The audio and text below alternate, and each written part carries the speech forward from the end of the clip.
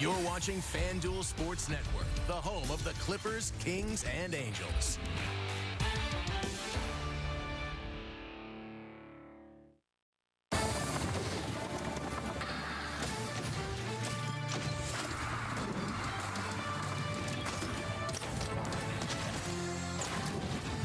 First homestand of the season for the Halos rolls on an absolutely perfect evening for baseball, coming to you from the Big A as we welcome you to Angels Live, presented by Spectrum. It's the Angels hosting the Cleveland Guardians on this first three-game homestand before heading back out on the road. And we have plenty to get you ready for first pitch this evening from the Big A, including keeping this guy in the yard. A 3-home run night for Jose Ramirez. What's the key to keeping him in the yard? Plus, yes, no place like home for Mike Trout. Another opening day home opener home run for the one and only Mike Trout. Plus, Joe Adell with a nice night in the ball game last night. How about that toe tap? New swing change. We'll dive into it and how it's creating success for JoJo to start the season as we welcome you inside the Big A alongside Tim Salmon and Mark Gubiza. Erica Weston with you. We're excited to be back for another night of baseball in Gooby.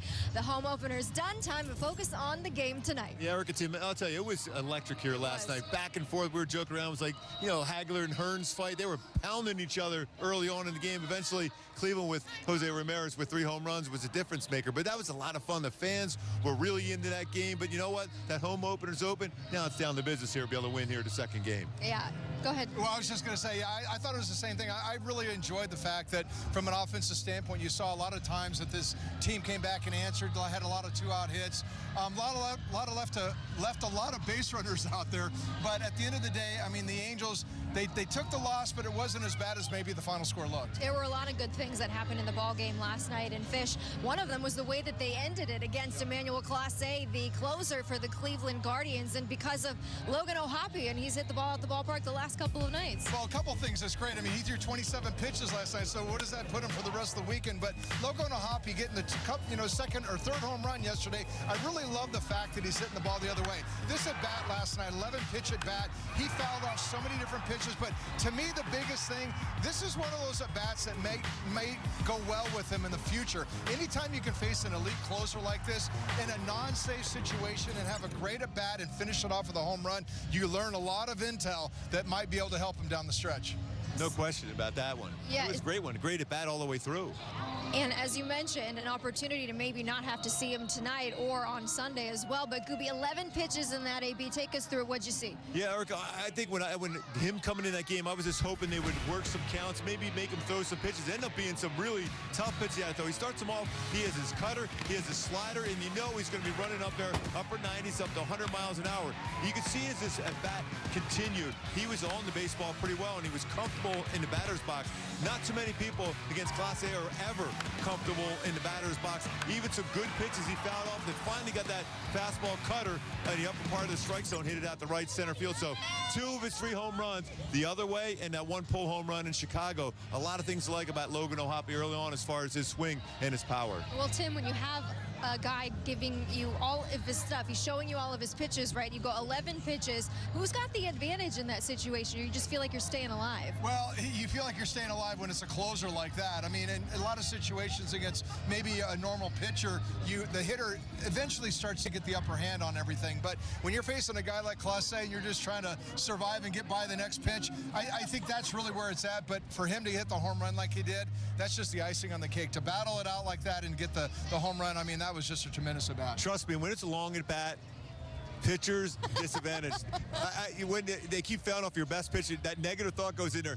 I know I'm going to make a mistake. I know I'm going to make a mistake. All I can hope for is that he pops it up. So I would say this, okay, from the flip side, when I'm facing a guy like Class A and I keep swinging and fouling him off, I'm like, dang it, put it in play, put it in play. It's like I keep fouling off pitches. So, again, that's the negative on the hitter side of it. I was going to say we could just have the two of you go back and forth for the rest of the show, figuring out who's got the advantage. But we'll put a pin in that one for now because it was Logan O'Hoppe who had the upper hand in that one last night. Hopefully it translates to a win. But speaking of wins and delivering in these moments, Kyren Paris, and unfortunately the Angels fell short last night, but another 2 hits for Kyren Paris in the ballgame last night, Gooby. Yeah, I mean, the thing that's really impressive, he's just making contact. Remember last year, a little bit longer on his swing, wasn't making contact. Looked like he was trying to pull the baseball. He's doing a really good job of staying with his hands to get through the baseball, inside out if he has to go the other way. That big base hit the other way in St. Louis the other day after a couple really good swings pulled, he's staying behind the baseball really well. And you can just tell right now there's a lot of confidence in his swing,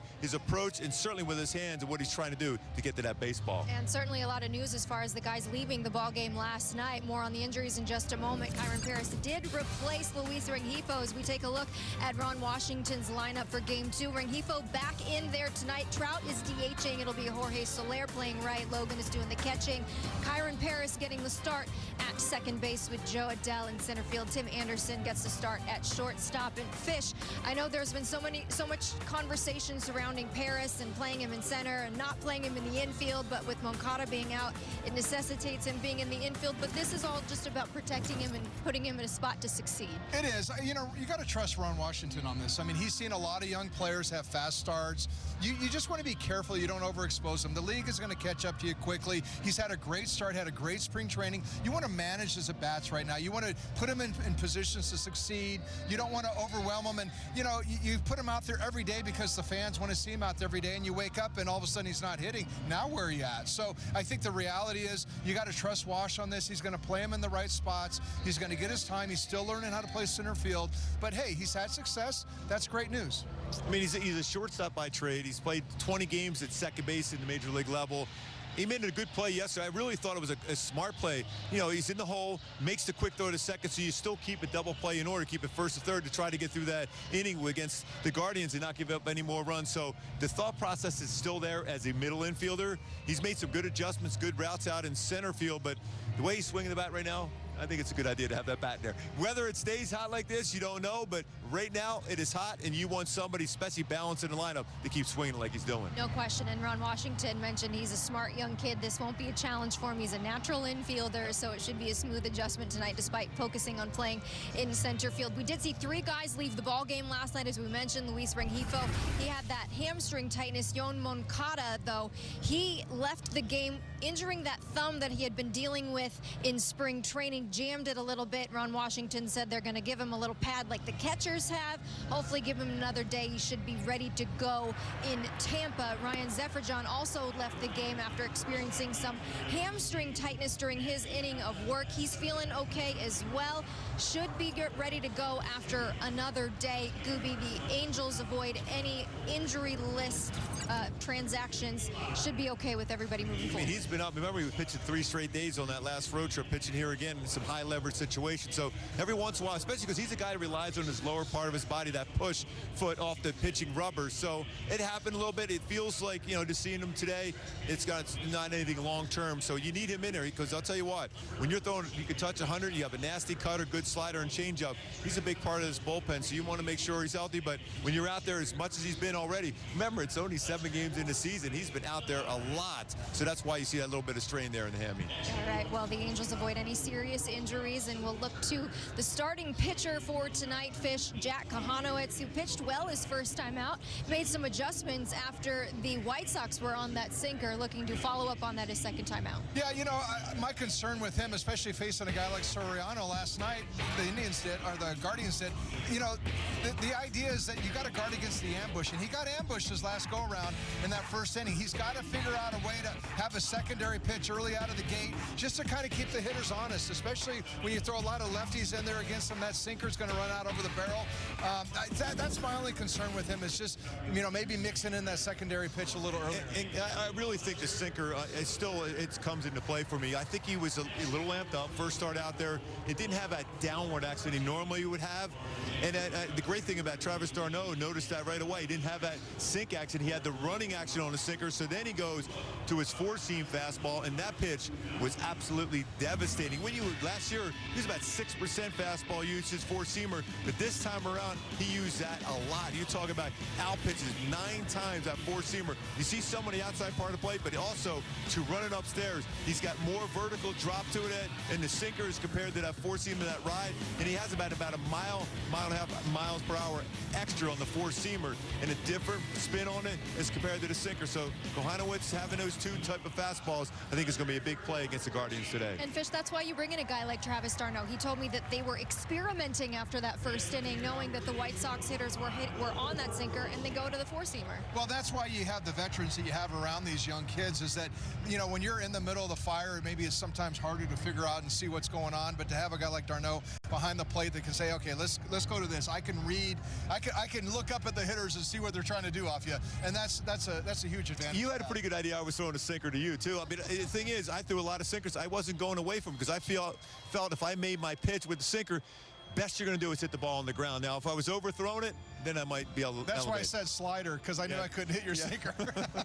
I'll just let you two go at it. I'm going to get out of here. His batting average against me was too good. I'm glad I haven't put that graphic up there. I'm going to get out of here. You know, I never did like Kurt Russell. You look like Kurt Russell. You do look like Kurt Russell. I'm getting out of here so they can just duke it out. And you know where I'm going to go if the Angels win? That's McDonald's. That's right, because when the Angels win the game, you win free McDonald's fries, free medium fries tomorrow with any $2 purchase. It's only on the app at participating McDonald's.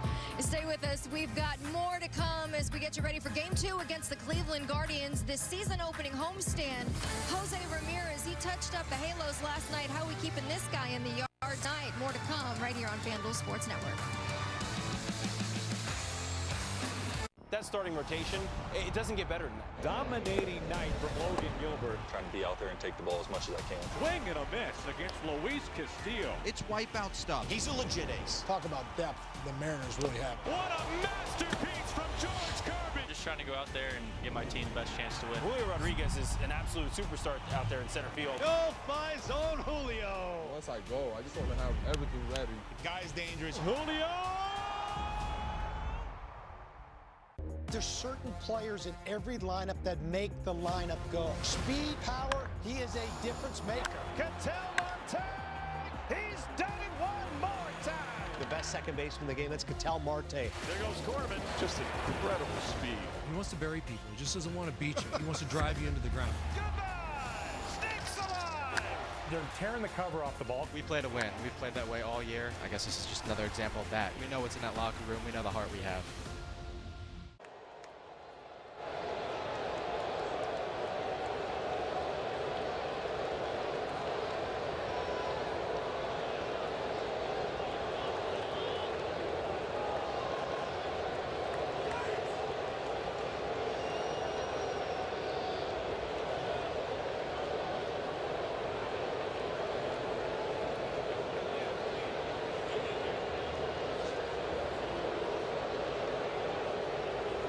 Family, you want to feed the Mike family. Angels Live on FanDuel Sports Network is brought to you by Spectrum, a connection built for everywhere. That's life unlimited. That's Spectrum. Guardians get the best of the Halos last night, thanks in large part to that guy, the one and only Jose Ramirez, playing like an MVP candidate like he does every single year as we welcome you back inside the Big A alongside Mark Gubicza and Tim Salmon, Erica Weston. Fish, I'll start with you. His second career 3-homer game. Seems like he's always at his best when the Angels are facing him. We were talking about before the game started who even pitched to him. I mean, there's certain things, I mean, in this game that are weird. And I always had the ballpark that I could go into, and it just seemed like every night I was going to get hits. And no matter what you threw me, I was going to hit it. And it just seems like this with Ramirez. That's a pretty darn good sinker down and in right there. Great job of hitting, and then he throws him another slider, and with 2 strikes after you buried one, you can't make that mistake right there. And of course, another fastball right over the middle. Hey, when a guy's swinging it hot, it doesn't matter where it's at, he's going to barrel it. It's really amazing how patient he can be, too, as far as multi-home run games in Cleveland history. Albert, Bell, Jim Tomey, by the way, I got some nightmares going right now seeing those names up there. I'm not feeling real good about them being up there. Can you just move them to the side so we can just see Jose Ramirez, because I never had to face him. But when a guy, you go through a scouting report on a team, one guy, he can't beat us. And he knows that. And he's been that way for a while, yet he's patient enough to bring you in the strike zone as a pitcher against it. I think that's even more impressive at times than how well he hits the baseball. So he knows he has to be the hero. And at times, you notice, Tim, when you're that guy, you expand a little bit out of the strike zone.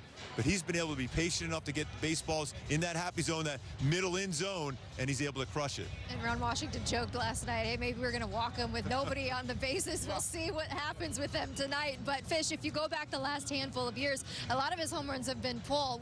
Is that something that stood out to you? Well, it has been. 118 out of 132 have been pull home runs. And here's the thing that is so impressive about it. I mean, 4.38 pitches per at bat. That's #1 in the American League last season. I mean, this is a very patient hitter like you're talking about. He's going to wait it out, and he's going to let you make a mistake.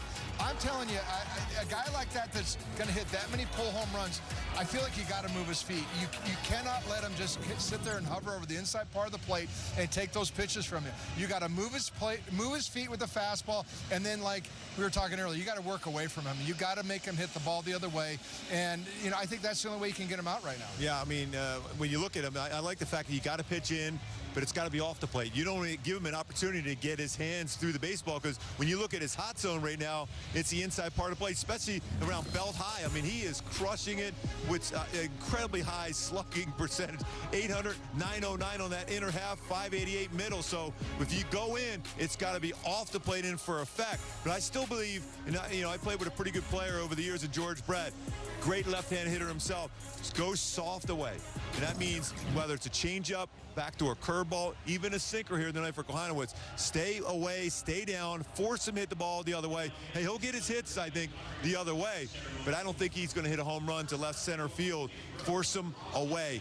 Make him aware of a pitch off the plate in, but go soft down and away. I look at the hot zones, and I just think good luck for any starting pitcher facing him. Speaking of starting pitchers, though, on the flip side, Gooby, the local kid, Tanner Bibee on the mound for Cleveland tonight. Go-tos against Tanner Bibee? Well, I mean, the thing, when you look at Tanner Bibee, we've seen him over the years. He's always seemed to be locked up against, these guys from back home here.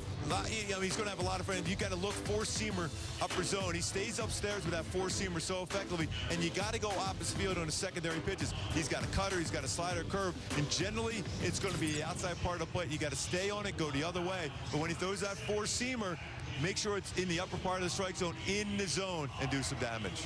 He has a 38% whiff rate last year on his slider and a 34 on the changeup. That tells me right there that guys are not swinging. They're not seeing that pitch. It's because of that fastball up in the zone and the fact that he works the edges. He has the hitter's attention with that fastball. As a hitter, you can't let him do it to you, because he's got 6 pitches. He's going to use them all against you. And he spoke yesterday about dialing in those emotions, being back here at home with lots of family. Yes. In the seats, pitching against his hometown team. Gooby, thanks for hanging with us. Thank you. I appreciate it. Thanks, Kurt. Well done. All right, stay with us. More as we get you ready for first pitch against the Cleveland Guardians. No place like home for the one and only Mike Trout. We'll dive into that next.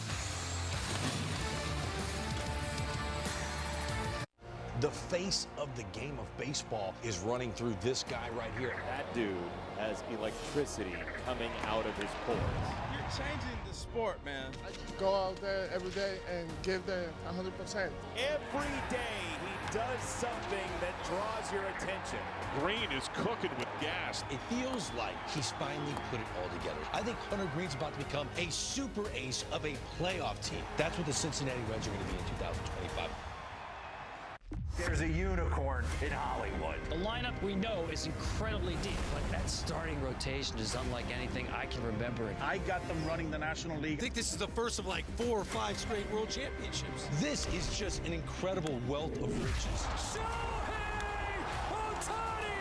He's in a world of his own! Strike 3 swinging. It's a dozen strikeouts for Tyler Glasnow. Walk-off win!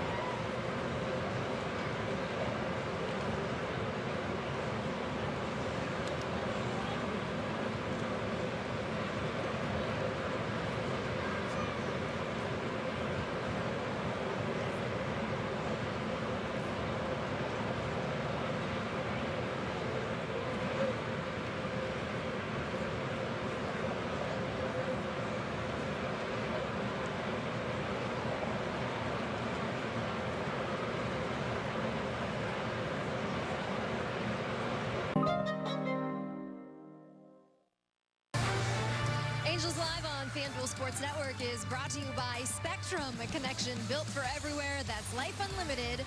That's Spectrum.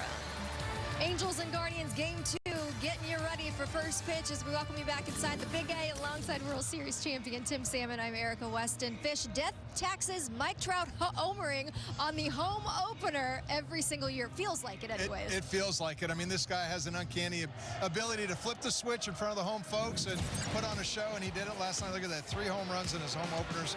That's most since 1920 with some good company right there. That's pretty impressive. Anytime you're on a list with Frank Robinson and Ken Griffey Jr., you're doing something right. Lots of comps, though, with the other two. But just good to see either way. I know Trouty's been putting in a lot of work after the first couple of games, trying to figure things out. Homers in the last 2 games. Yeah, we talked about the other night, hitting the curveball right here. I think that's a huge sign for a power hitter, being able to time up the off-speed pitch, because everything is rhythm and timing, and especially the big hitters, they're going to see more than just fastballs. But then the other night, I mean, this is a little bit of Trout's kryptonite, those good, hard fastballs up in the zone.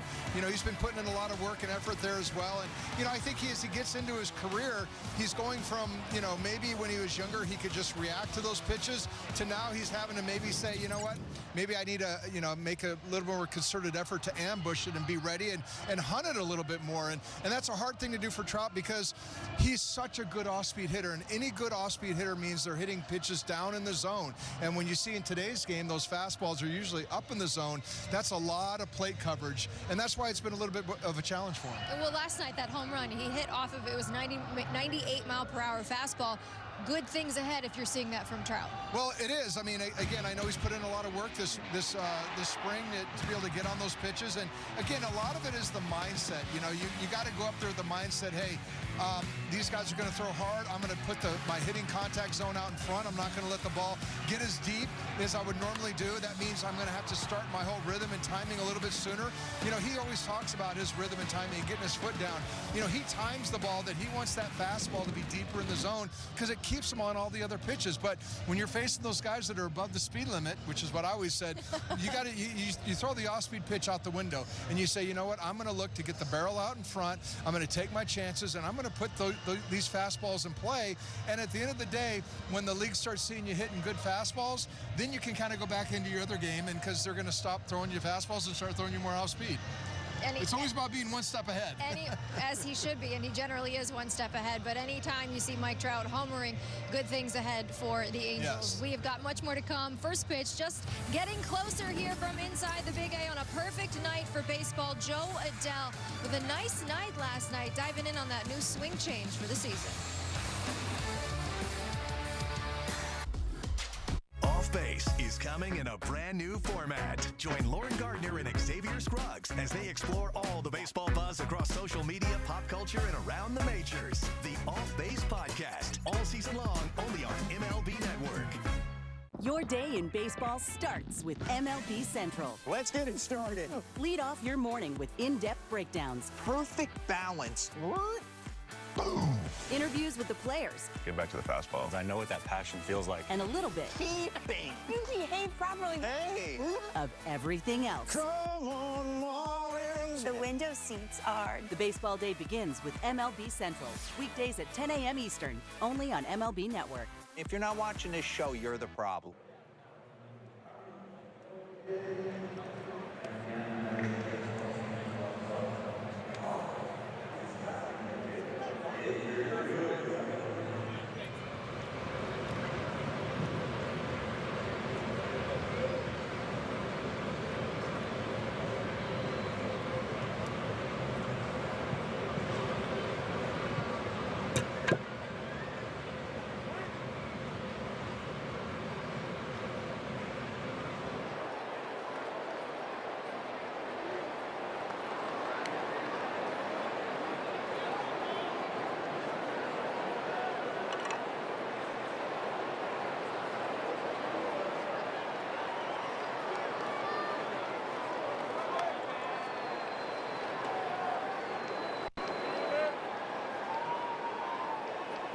For me, is the best $10.99 you can eat.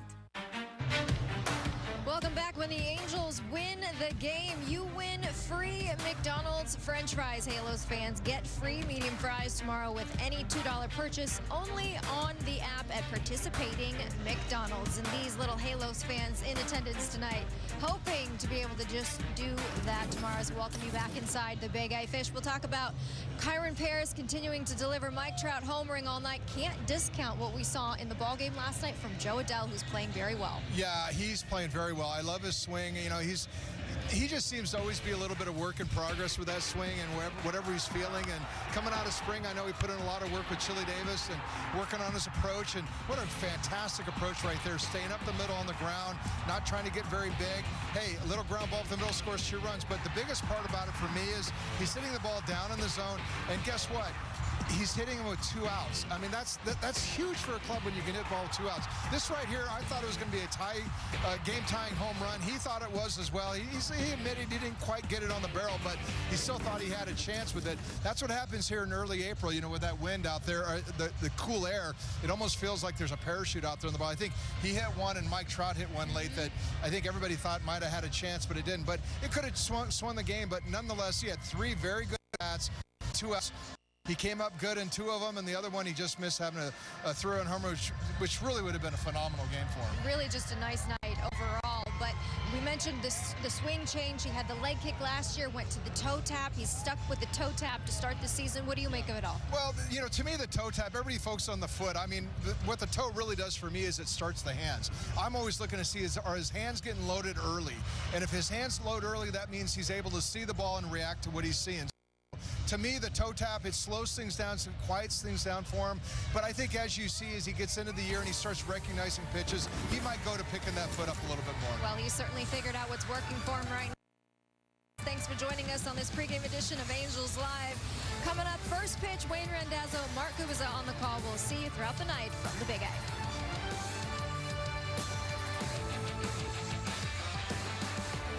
Base is coming in a brand new format. Join Lauren Gardner and Xavier Scruggs as they explore all the baseball buzz across social media, pop culture, and around the majors. The Off Base Podcast, all season long, only on MLB Network. This is a guy who has MVP-type potential. Luis Robert is one of the most talented players in the league. Great nickname, La Pantera. He has the potential to be a 30-30 guy that can knock in 95 to 100 runs.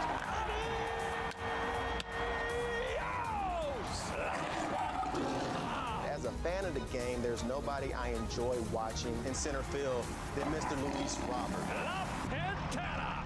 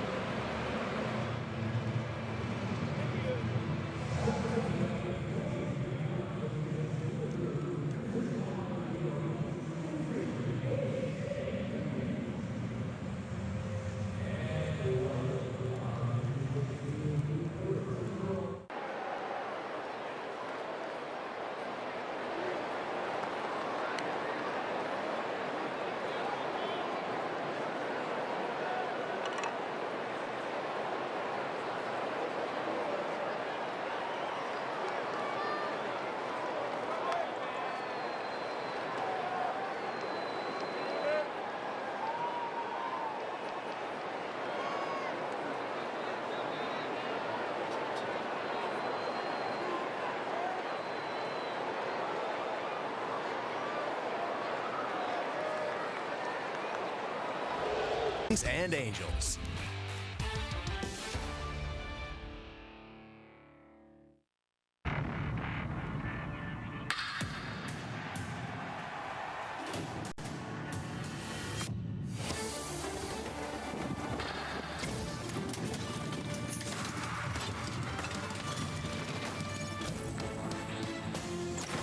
It's our first Saturday night at home in Southern California. Tonight's game brought to you by Hyundai. Game 2 of this 3-game home opening series between the Angels and the Cleveland Guardians from Angel Stadium tonight. Alongside Mark Gubas, I'm Wayne Rant. Dazzo and Gubi, the fun and festive opening night yesterday here at the Big A. Yeah, Wayne, there was a lot of energy, and it was a good ball game. Back and forth for a while. Cleveland ended up with the 3 home runs by Jose Ramirez was a difference, but definitely a lot of fun for the fans here at the Big A. And we certainly saw the Stars perform in a big way last night. Ramirez hit 3 homers, and Mike Trout got the home crowd started in the first inning with a home run of his own. Yeah, he's starting to swing the bat real well. 3 straight games with extra base hits, back-to-back games with home runs for Mike Trout. And when you see him driving a fastball, 4-seam fastball up and out over the plate at that velocity and hitting it out like that way, you know that Trout's hands are where they want to be right now. Talking to him even today, he said his hands feel really, really good where he's swinging the bat. And you see where most home runs in home openers since 1920. Frank Robinson, Ken Griffey Jr., and Mike Trout. Well, 3 was the number for Mike Trout as far as home runs in home openers in his career, and 3 was the number for Jose Ramirez last night. I guess they came in 3s for both because Ramirez had a 3-homer night here in the game. Yeah, I mean, he hit 2 pretty good pitches, his first 2 home runs of the game. Both of them were down. You know, that's a pretty good pitch down in the strike zone. Jose Soriano was bringing some gas there and a real good breaker ball down. He threw a good down and in breaker ball back foot before that pitch. This one has got the lower part of the strike zone. Then he jumps on a high fastball by Caden Dana. Those hands are super quick. He is extremely good and powerful on the inner half of the plate. You got to think about going the other way as far as pitches against him. Couple of 3-homer games, now 26 multi-home run games for Jose Ramirez, tied with Jim Thome and Albert Bell for the most in Cleveland franchise history. Well, no team in Major League history has allowed 3-homer games in 3 straight games, so a good chance it won't happen tonight, especially with Jack Kochanowicz on the mound for the Angels. Yeah, I love his adjustments the other day. He had, you know, Chicago had some pretty good swings on his 2-seamer to sinker, and he made that adjustment on his 4-seamer. I expect him to use both his 2-seam fastball, 4-seam fastball, and slider against this Cleveland lineup, who are hot at this moment, but Kochanowicz could get ground ball after ground ball in that first or second pitch. He's trying to win a game here at Angel Stadium for the first time in his career, as Kochanowicz looks to help the Halos even up this series against an OC native. Tanner Bibee is on the mound for the Guardians here tonight. We'll have Saturday night fireworks no matter what. We'll see how early they start for the Angels as Game 2 of this series begins in a moment.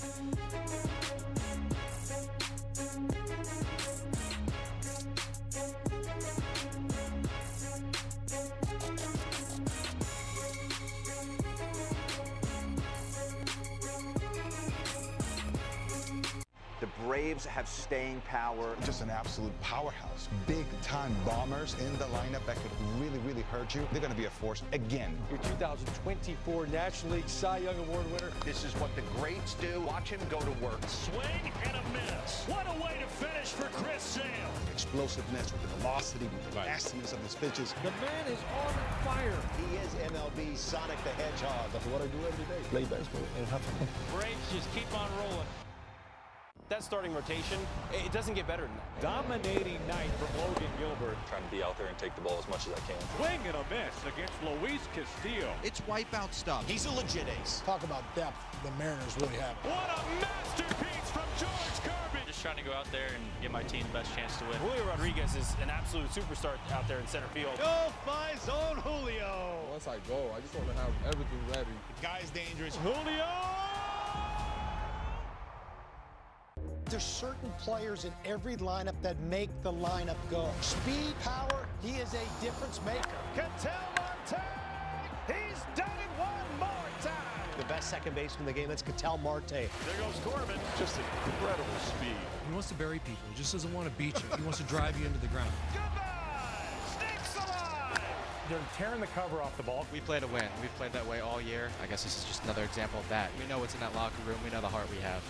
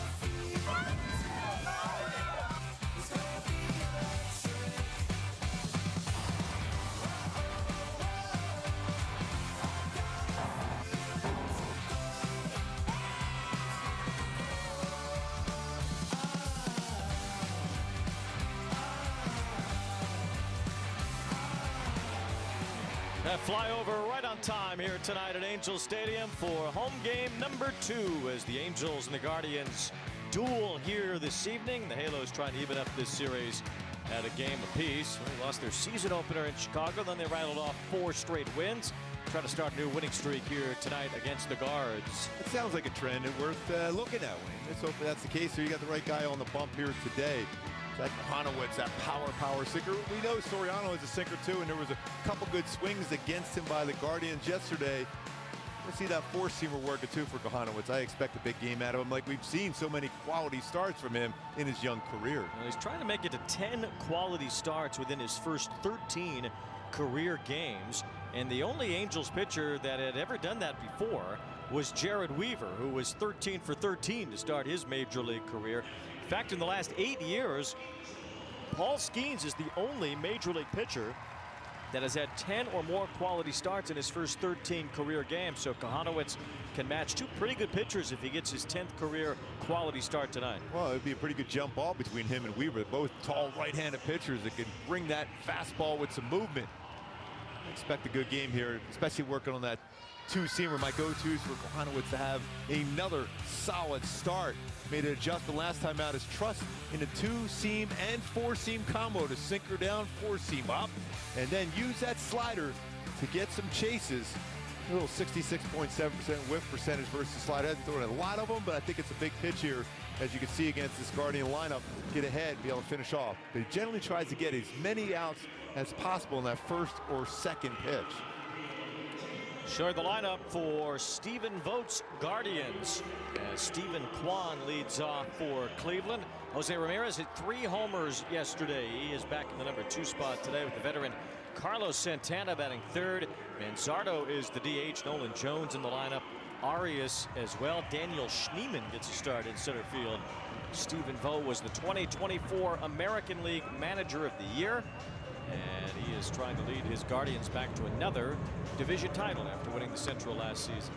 And the defense behind Kochanowicz, you have Solara making that start out in right field. Originally, Mike Trout looked like he was going to be in their .980 career fielding percentage out there. He does have a pretty good throwing arm with 16 outfield assists throughout his career in right field. And Kyren Paris playing second base, his 20 starts at second base in his young career. He made a nice play yesterday, taking over at second base for Rengifo, Tim Anderson, Rengifo, Kochanowicz. You know you're getting a lot of action in the infield. Adell in center, Ward in left, and Logan O'Hoppe behind the dish, catching Kochanowicz tonight. And the Angels had a few players leave the game early yesterday because of injury, although none of them, it would appear, need an IL stint, and Rengifo, one of those players, is back in there tonight. So away we go with Kwan leading off in a first pitch strike from Kochanowicz, 97 at the bottom of the zone, as yelled out by the home plate umpire, the Italian Dan Bellino.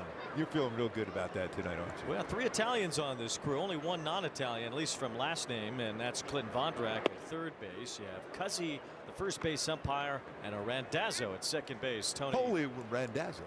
Cousin Tony is out there at second base tonight. They used to have Dan Iasonia on this crew. Yes, they did. All 4 Italians, they got rid of Iasonia there. Traded him for Vondrak, I guess. Mixing in a slider early on, Kochanowicz. 1 ball, 2 strikes on Kwan. First foul ball of the night was caught. It's a 1,000 fielding percentage in the crowd here. Here we go. Saturday night special.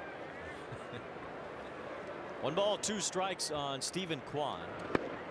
That's a great pitch. It was very similar to the first pitch, called a strike by Dan Bellino. And that one was not called the same. That's just a real nice pitch. I think part of that reason why, and you can see a touch of the strike zone, is just that lift up of that glove there for O'Hoppe. Kwan got just a piece to stay alive there. Typically very difficult to strike out. Stephen Kwan is usually among the major league leaders in making contact. I think everybody on that left side of the infield's got to be ready, and out in the outfield with Taylor Ward against Kwan. You see how he chokes up, just tries to make some contact here. Struck out just 51 times last year. And he taps this one back to the mound. Kochanowicz using his 6'6" frame to grab that and retire Kwan. And my Hyundai key for the game, Diego Larima and Selena Gomez. Calm down. That changeup and occasionally, obviously, the sinker working that calm down, because I think he was overthrowing his sinker last time out against the White Sox with more lateral movement. That calm delivery working down with that sinker. Occasional changeup here today. I think it's going to be good against Ramirez, too, especially that fade down and away. Try to keep him off balance. Certainly he had his night yesterday. 3 home runs for Ramirez. Only one other instance in baseball history where a team gave up 3 homer games in back-to-back games. It was the Red Sox who did it back in 2020 against Atlanta. The Angels allowed a 3-homer game to Ivan Herrera of the Cardinals on Wednesday, and then came back last night for the home opener and gave up 3 to Jose Ramirez. Now he's hit 19 home runs in this ballpark. He actually now has the highest slugging percentage ever here at Angel Stadium. Still stay away there, working that sinker away. He's got a great eye.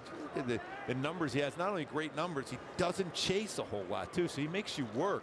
He's going to try to force you in the zone. I still stay away. He steals bases too. He had last year a career high 41 stolen bases for Ramirez. You'd rather him steal the base than round the bases. Yes, force him to use his legs, not jog. 2 balls and 2 strikes on one of the great players in this game. I wouldn't go back in with that sinker in that spot, though. It was a pretty good one just below the strike zone.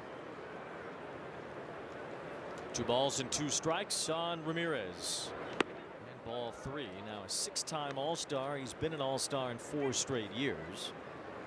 He's been pretty patient at bat. He's not, especially with a game like last night, you think maybe he expands a little bit. Not at all. There's just no extra heartbeat with Ramirez whatsoever. He's the same every day, and he hits a hard ground ball here. Kochanowicz wants those ground ball outs, and Kyren Paris hits Ramirez. And he stayed away. He threw that one pitch, one sinker in, but he stayed away throughout, even backdoor slider. Here was a fastball away. Hit it pretty hard, but he forced him to pull the ball. And when you pull a pitch away, there's a chance you get a ground ball at a second baseman. It was 102 off the bat, but he's going to get some velocity on occasion off the bat, but as long as it's on the ground, he's still in good shape. First 2 are retired with ground ball outs. Now Santana, the near 39-year-old first baseman, takes ball 1. Santana's had some really good seasons in the major leagues. Was a catcher early on in his career.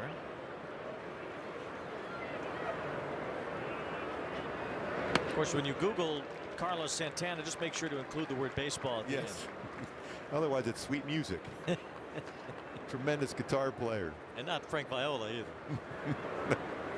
Frankie, all-timer, Cy Young Award winner. That's right. Minnesota, 1987. 1 ball, 1 strike. Now 1 and 2 on Santana. Carlos Santana, I think, is the only person in the ballpark here tonight that hasn't brought you dessert. It's unbelievable how many cookies and brownies have been brought to the booth tonight. They must think I'm Kris Kringle here. Have to roll me out of here in a couple of hours eating all these desserts that have been bestowed upon you here this evening. 1 and 2. That's a good pitch off the plate, though. It's close enough where you hear the oohs and the ahs. Even a veteran like Carlos Santana is more apt to not be as patient if it's a close pitch here. He's walked an awful lot in his career. 2 balls, 2 strikes. And it's 3 and 2. Santana's had over 100 walks in a season 4 different times. This is actually a lot of pitches in an inning for Kochanowicz. Yeah, for him it is. Yeah. 17 here in the first. 2 ground ball outs and a full count on Santana. A long fly ball to right center field. Joe Adell will jog and watch. It's gone. Santana powers out his first home run of the year. And the Guardians strike first. It's 1-0. That was a sinker that was a little bit elevated.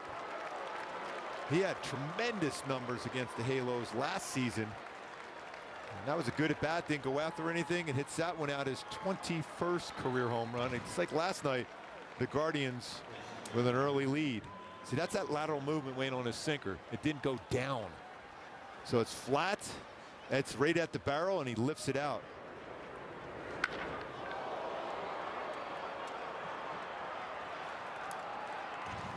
Just don't see a lot of signs of aging with Santana. I mean, he's almost 40.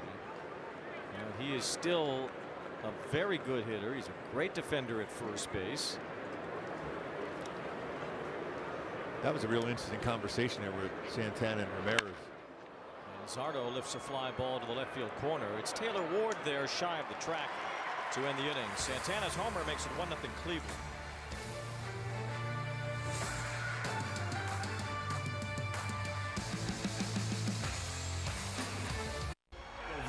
is back in Motown. Right now, Major League Baseball, we have a new Tiger King. Tarek Skubal owns this mound. Look at him walking off the mound. This guy's a nightmare. This kid's special, doing it all. Riley Green saves the day. Does everything on the field, plays great defense, can steal bags. He's a monster. If I'm on time, I know my swing is going to be in the best spot possible for me to hit the ball. Riley Green tears into another one. That's the Tigers, baby. I've been holding my breath this entire inning. Panicking won't turn a pop-up into a home run. Just like stressing about tickets won't get us better seats. What about the unhinged prices? That's why I use Game Time. Prices actually go down the closer it gets to first pitch, even up to 60% off. What time is it? It's Game Time. This tiny home trend, not for me. Now this is more like it. The same goes for my footwear. So I went hands-free with wide fit Skechers slip-ins. Just step in and go without bending down or touching my shoes. Wide fit hands-free Skechers slip-ins.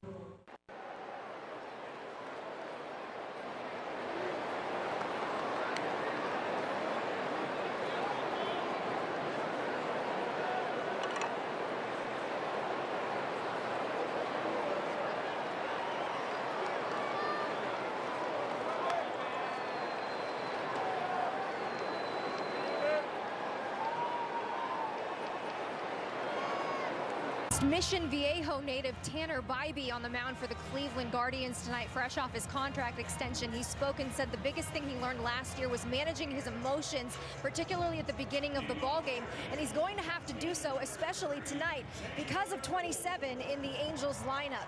He spoke yesterday about pitching here, saying, I faced the Angels 4 times, but haven't pitched against Trout yet. He said, no matter what happens, when I'm done playing baseball, I got to tell people I faced that guy because he's such a good role model and such a good face of the game, and he's been such a good player for such a long time. Nothing but respect from Tanner Bibee for Mike Trout, guys. Oh, that is incredible respect for Mike Trout.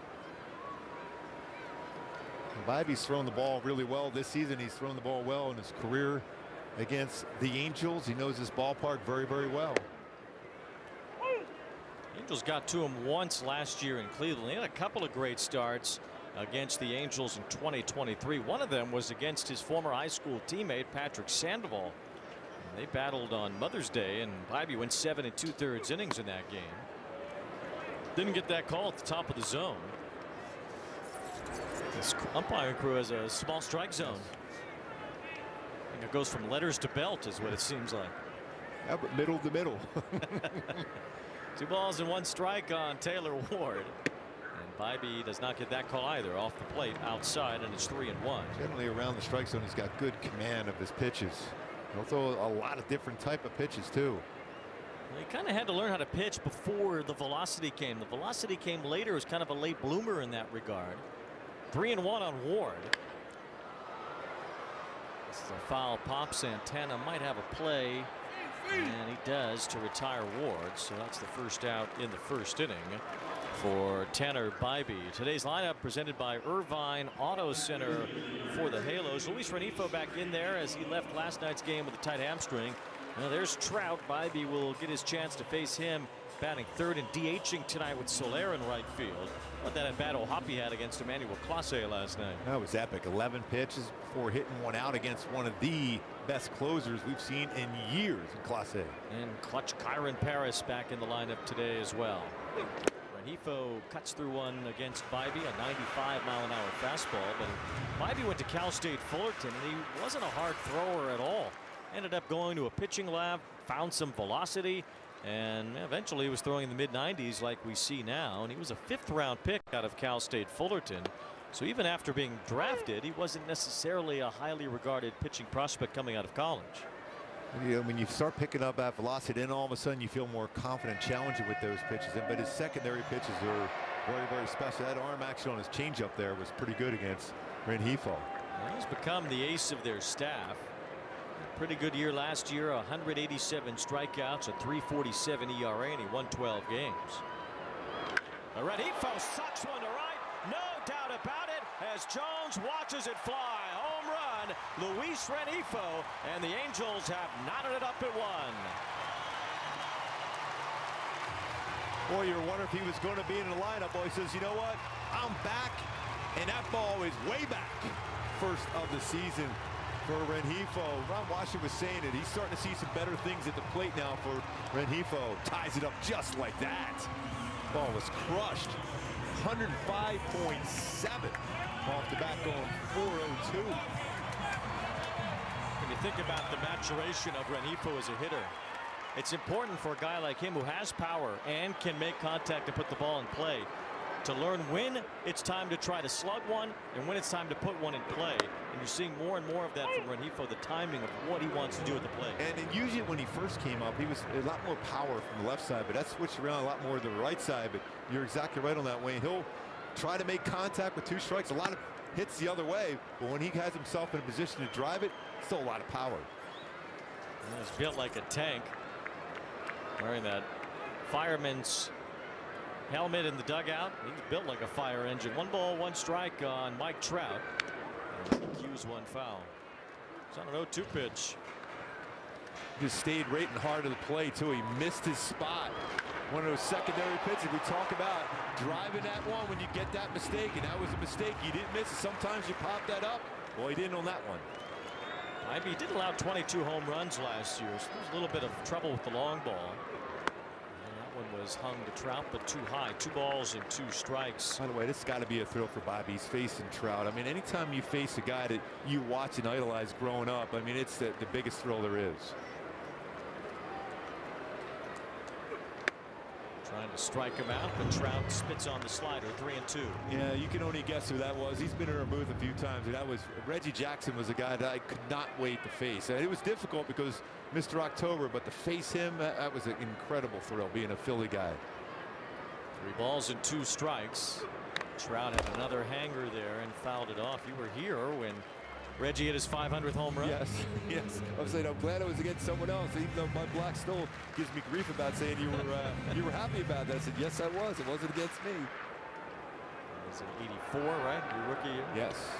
3 balls and 2 strikes on Trout. Just missed that last hanging breaking ball from Bibee. Now it's ball 4. So Bibee walks one of his favorite players of all time, and Trout is on with 1 out. The defense behind Bibee, I mentioned around the plate quite a bit. Jose Ramirez, we always talk about how good he can hit. He's a solid defender. 23 career defensive run saves. Now he's at about 1,058 games at third base. Remember, originally he was playing some second base. He was bouncing back and forth in the infield, but settled in to be a real solid defender over at third base. Naylor behind the plate catching Bibee tonight. There's a rocket from Jorge Soler.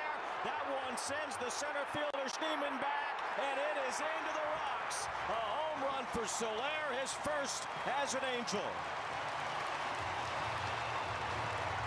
That is some serious Soler power.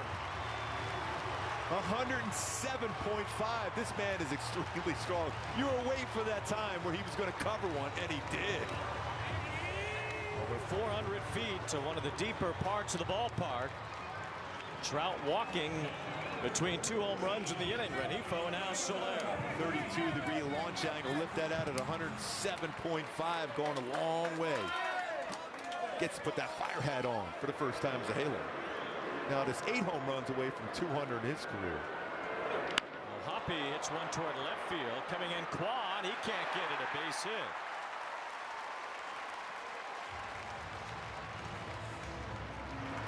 What is spinning up there is down middle of plate, and he's able to get that launch angle. Mentioned 32-degree launch angle. That's some lift to it.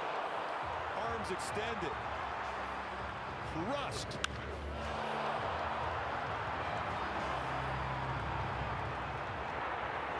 It is that Soler power. Kiss it goodbye indeed off the bat of Jorge Soler. Now Nolan Shotwell. He goes after a high fastball from Bibee. It's interesting that tonight Soler hits his first home run as he's playing right field for the first time. Even though he's DH'd a lot in his career, Ron Washington said that on the nights that Trout DHs, he really wants Soler to play the outfield because he wants to keep him engaged. And he thinks playing the outfield every once in a while will keep Jorge Soler engaged in the game and not just be DHing and off doing his own thing. I mean, you're exactly right. Well, Mike Trout would say that often. When you think about Mike Trout, he was, those numbers as a DH compared to when he was playing in the outfield, they're completely different because everything comes into play. You're not just worrying about your at-bat. You're worried about your defense so you can clear the mind. Bouncing ball stabbed at by Arias. Good play to get the out at second base as Kochanowicz reaches first. As usual, the Guardians really strong defensively. That was a real nice play by Arias to be able to get to that baseball and get that force out at second.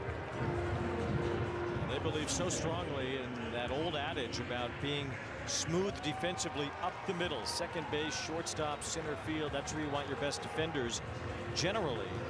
And well, Cleveland has been able to ride that for a number of years now.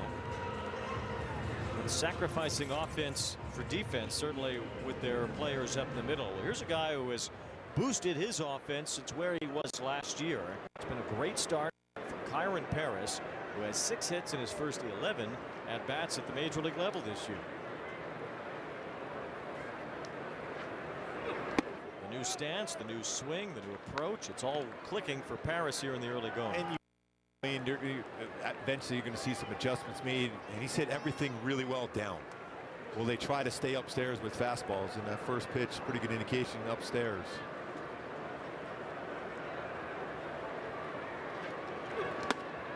One ball, one strike on Paris.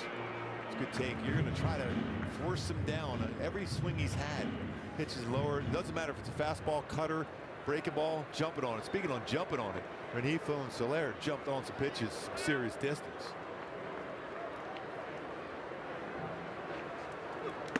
Two balls and one strike.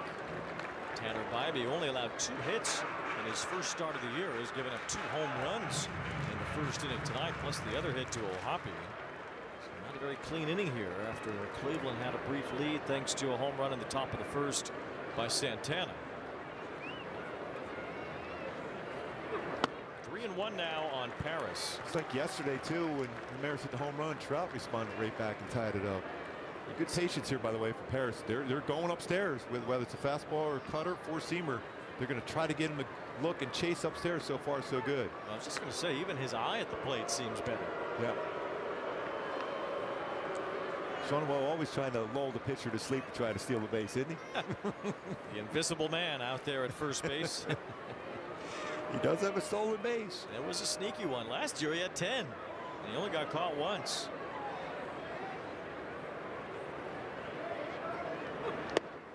Bibee finds the inside edge, and a full count now will get Kochanowicz in motion. Paris is the 7th batter of what's been now 25 pitch inning for Tanner Bibee. Mixes it up between a cutter and a changeup a lot against right-handed batters on a 3-2 count. See if he does that. Couldn't reach that fastball on 3-2. And Bibee's finally out of the inning, but the Angels play long ball in the first. Luis Rengifo smashed one out to Rice, and Jorge Soler, his first Soler bomb as an Angel.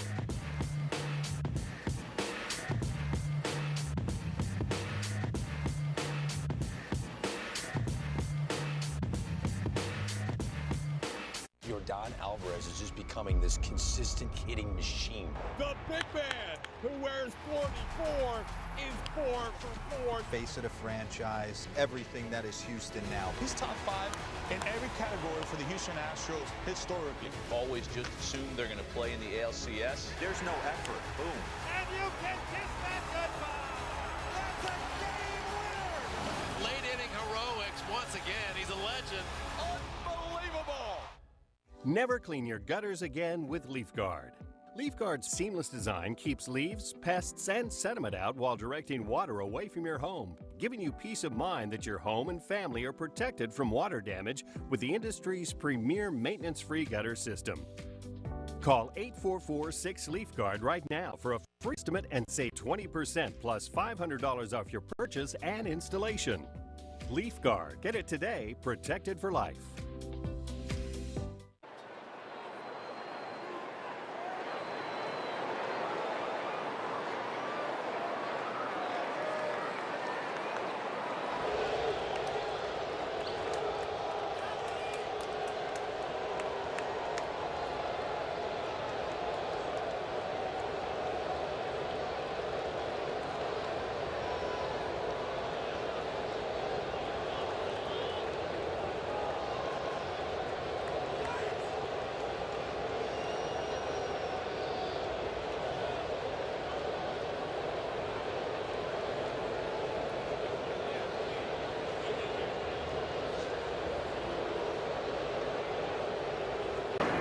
Real good swings, good lift on both. The launch angles were excellent. Response right back from the home run by Carlos Santana. Now looking for that shutdown inning from Kochanowicz. Nolan Jones will be the batter here. As he looks at a strike, Jones was drafted by Cleveland initially. Then he got traded to Colorado. He had a really good year for the Rockies a couple of years ago. He had 20 home runs with 20 steals, and he had 19 outfield assists that year, too. He's got a good arm. It's a pretty good sequence working already for Kochanowicz. Backdoor slider, and he's throwing quite a few sliders early on. And then he dropped a nice little sinker there. He's got that four-seam fastball. 3 of the 4 punch-outs the other day were on four-seamers. There's one upstairs from Kochanowicz to strike out Jones, and that four-seam fastball really was a big pitch for Kochanowicz his last time out. Yeah, I mean, that's a good combination usage at 39% last time. He got 8 outs, 3 strikeouts, and 6 swing and misses. When you think about it, he threw about 6% four-seam fastballs last season. The adjustment made in the course of that game, impressive for a young pitcher. Then he fires that four-seamer after the sinker of the pitch before. That's a good combo. 1 to Gabriel Arias, the second baseman. Well, I remember Kochanowicz in that first inning in his last start. He was getting hit. The White Sox had a good handle on his sinker. So then Travis d'Arnaud behind the plate started to mix it up. More four-seam fastballs, more sliders. And all of a sudden, Kochanowicz was missing bats more than he ever has and getting some awkward swings from the White Sox. That's because, you know, that's your scouting report, a bunch of sinkers, and then you throw something different. It's good. 1 strike on Arias. Daniel Schneemann due to bat after. Kochanowicz worked well with d'Arnaud. For more on that, here is Erica. Yeah, Travis said it was up to him basically, and he kind of described it as experimenting because they noticed every ball they hit hard was the sinker, so they experimented in the next inning. They did it again, it worked. Just kind of wrote it out to see if it worked for Jack because the four-seamer was better than his sinker that day. He said if in that moment we would have just kept feeding them sinkers, certainly would have been a lot different outcome than what happened, but it was a collaborative effort between Travis, Sal Fasano, Barry, before they ended up getting Jack involved, and of course it ended up working out that day. You can still look how Travis is looking on Kochanowicz there. I was surprised he threw 4 straight sliders. It's a walk to Arias. And we'll bring up Schneemann. We see how that four-seam fastball recorded outs, and a lot of those in the middle or top of the zone on the edges. Yeah, it's a great view of our StatCast 3D powered by Google Cloud, where he was able to throw it. Especially important to throw those four-seamers upstairs, but painting that outside part of the plate with 2 and the inside part. Schneemann playing center field instead of Lane Thomas today as he takes ball 1. I'm talking to Travis and asked him, you know, does he have that kind of impact, or can he have that kind of impact when he's not in the game? You know, if he's not up there seeing things at the plate, can he still get in the pitcher's ear? Schneemann, it's a bouncer to Kochanowicz, who gets to second base for 1. Return to first. 2 down. They say he's safe at first. I'd take a look at that one. I'm sure they're going to. That was a pretty good play. Tim Anderson has an unbelievable arm. Angels want to take a look, it looks like. I think they would. From our angle. From here, it looked out. And he's out. He looks out. Yes. Well, I'm going to go down and talk to Phil Cuzzy tomorrow. He ruined the call. Yep, I think they got him there. Los Angeles is challenging the safe call at first base. The previous play is under review. The heel is still in the dirt. The foot is not on the base at that moment. Right. It's a close play. They must feel they got it because early in a game like this. Well, the ball doesn't have to be, the glove doesn't have to be closed. Once it hits the back of the glove like it was, you can see it from the other angle better, where the ball hits the back of the glove right there. That's a catch at that point. You could see the first base bag is not being touched yet by Schneemann. I mean, from our angle, it looked like they got him, but it's a close one. You always wonder if they're going to go with that stands. But I think he's out. Looks out. The Angels think he's out. They have challenged this call. We're about to find out. After review, the ruling on the field is overturned. The runner is out. Los Angeles will retain its challenge. That's a double play and a good throw by Tim Anderson. 3-6-3 to end the inning.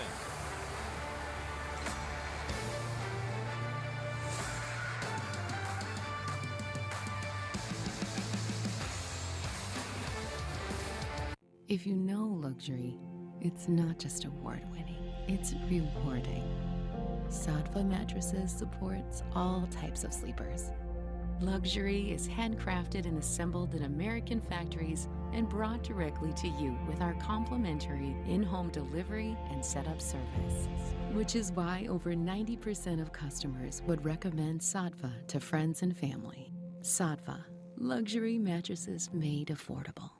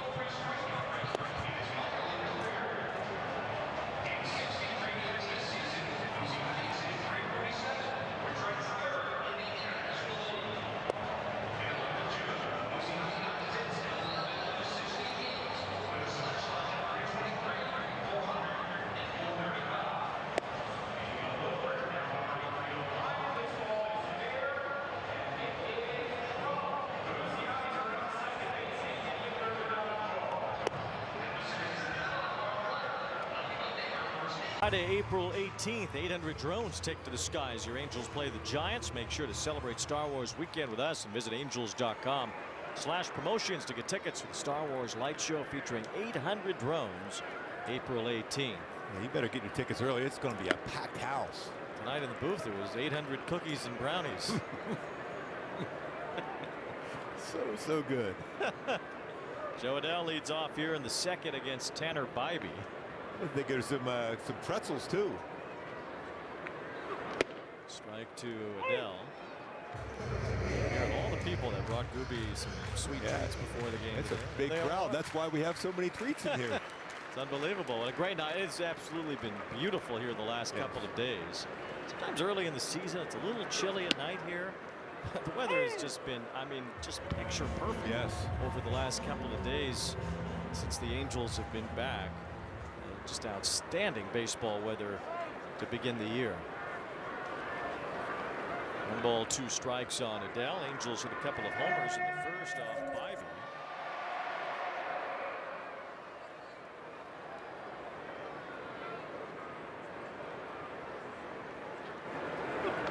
Another hard hit ball, but this one is handled by Ramirez as he moved to his left to retire Adell, one away.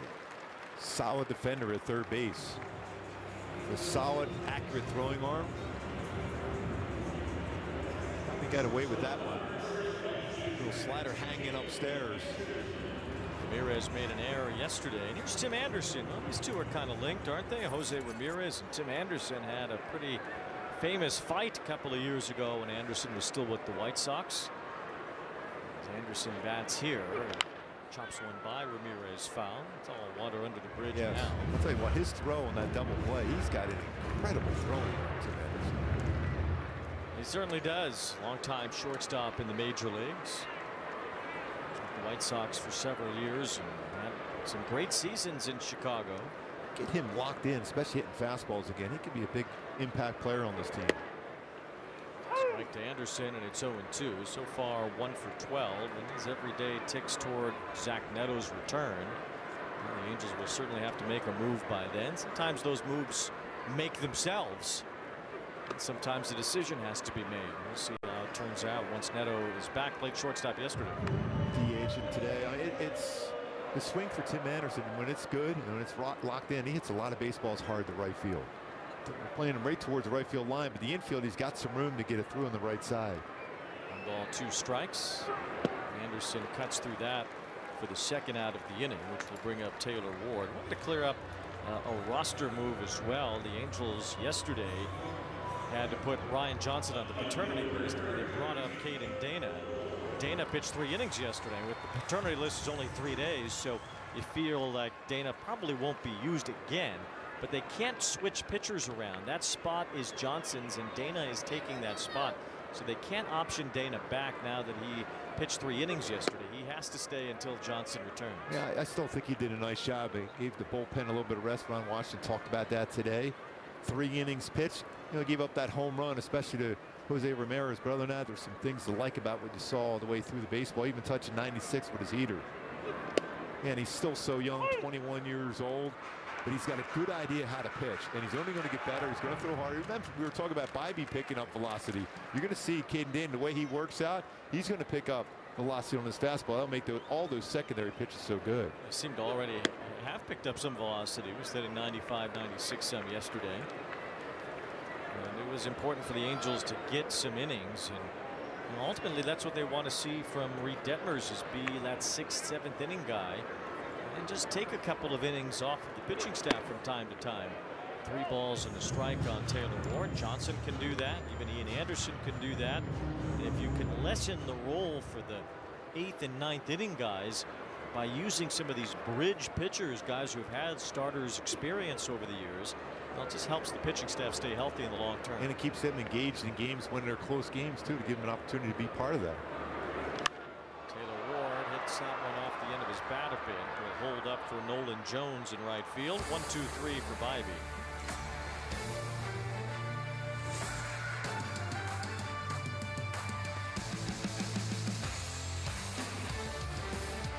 The face of the game of baseball is running through this guy right here. That dude has electricity coming out of his pores. You're changing the sport, man. I just go out there every day and give them 100%. Every day he does something that draws your attention. Green is cooking with gas. It feels like he's finally put it all together. I think Hunter Green's about to become a super ace of a playoff team. That's what the Cincinnati Reds are going to be in 2025. If you know luxury, it's not just award-winning, it's rewarding. Saatva Mattresses supports all types of sleepers. Luxury is handcrafted and assembled in American factories and brought directly to you with our complimentary in-home delivery and setup service. Which is why over 90% of customers would recommend Saatva to friends and family. Saatva, luxury mattresses made affordable.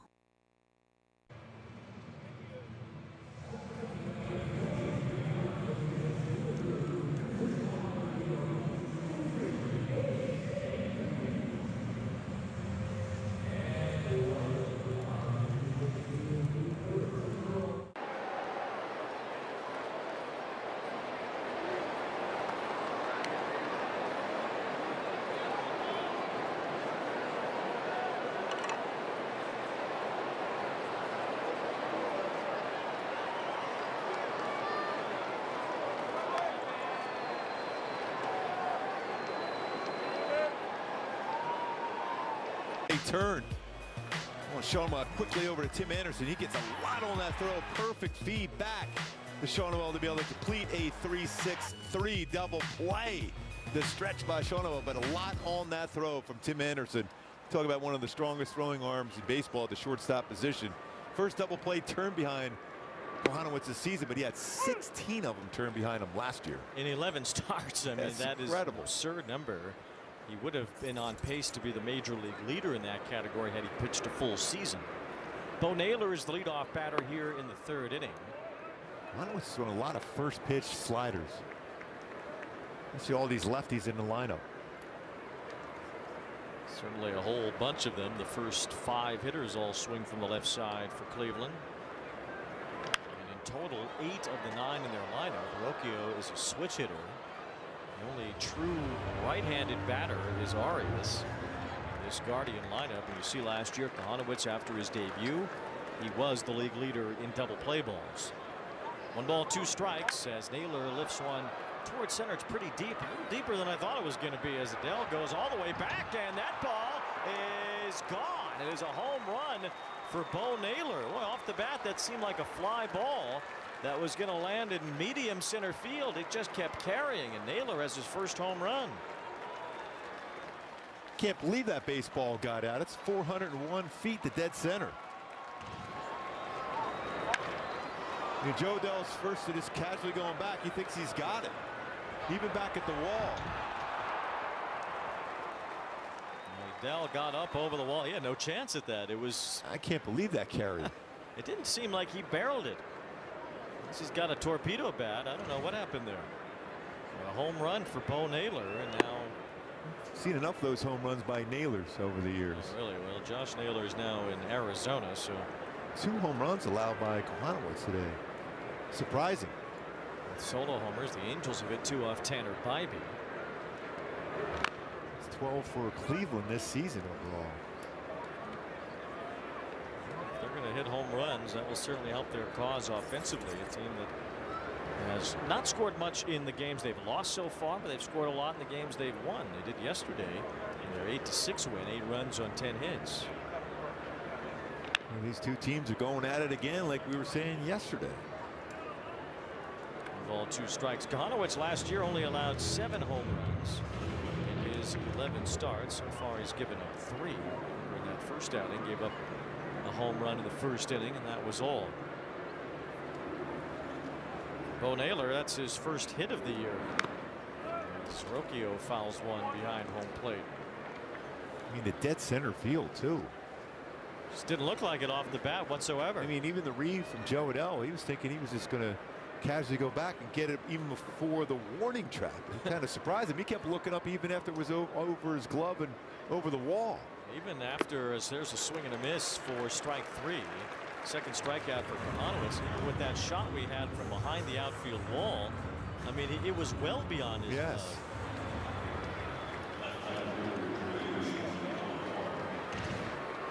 I mean, you can see here as Adell went up, that ball had no chance to be caught.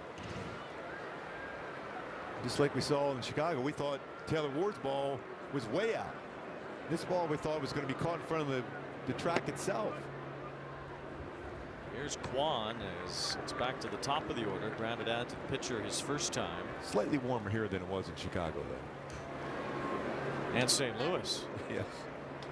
Cooler in St. Louis, those 2 night games there. Kwan lines one through. That's a base hit. Good speed on the bases as Kwan will stay at first after a big turn. Jose Ramirez hit 3 home runs last night, all from the left side of the plate. These are his quote-unquote hot zones as a left-handed batter. I mean, those slugging percentages are off the charts on the inner half and even elevated. Mentioned, we talked about it on the pregame show. Eric West and Tim Salmon. I still think you got to go down and away and soft down and away. Threw a couple backdoor sliders first at bat. Cognizant were you as a pitcher of guys' hot zones? I mean, I don't know how much those were tracked or how easy it was to find that out. But when you had a problem like you have with Ramirez, how did you find your ways around it? Well, part of it too is whether you're charting a game back in those times or you just have a conversation with your fellow pitchers. What are they doing against you? Or even you look and see some reports before they came into town. If they're turning on pitches on the inside part of the plate, well, then you know in your mind, if you go inside, it's got to be well off the plate in, make him uncomfortable, make him move his feet, but then go away and force him to hit the ball to left field. There's a soft bouncer to Kochanowicz. Go to second again, and he hit the runner this time. It goes into left center field as the runners advance. Kwan to third, Ramirez to second base. It's a throwing error on Kochanowicz, who turned and started a 3-6-3 double play last inning. This time he hits the runner Kwan right in the back. Kwan did a nice job. He did everything you're supposed to do. He ran in that inside part of the base, which you're allowed to do. You see that where it's a more difficult throw. Him in the back of the helmet. Kochanowicz, I mean, you talk about the first baseman having a throwing lane. He had to come in for that ball, so he had plenty of a lane to get that ball to Anderson. His tail back. Now Cleveland threatens already with a run in the inning. Second and third, just 1 out. As Santana will bat after we hear from Hyundai. With features you won't find on CR-V, RAV4, or Forester, only a Tucson compares to a Tucson. This is when it's tough too, when you're a pitcher. Same way, you're a pitch to contact guy. You get the infield in here though, but 2 guys in scoring position, and chances are contact's going to be made. You hope it's on the ground, and they're going to move it back now.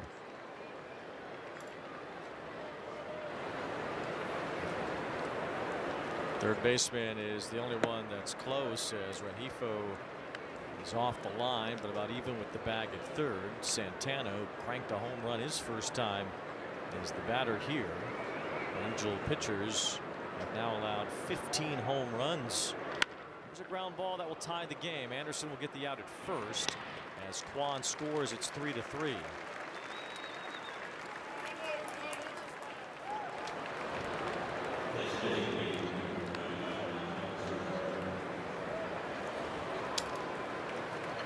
Second RBI tonight for Santana. So now 2 outs and Ramirez at third base. As that error helps Cleveland come back and even things up again. I think part of that conversation, Barry Enright, is a lot of baseball left. Just trying to avoid that big inning, get that out. And there's Manzardo lifting one out to left field pretty deep. Ward, though, has room shy of the track. And that ends the inning, but Cleveland has come back. They've tied it up.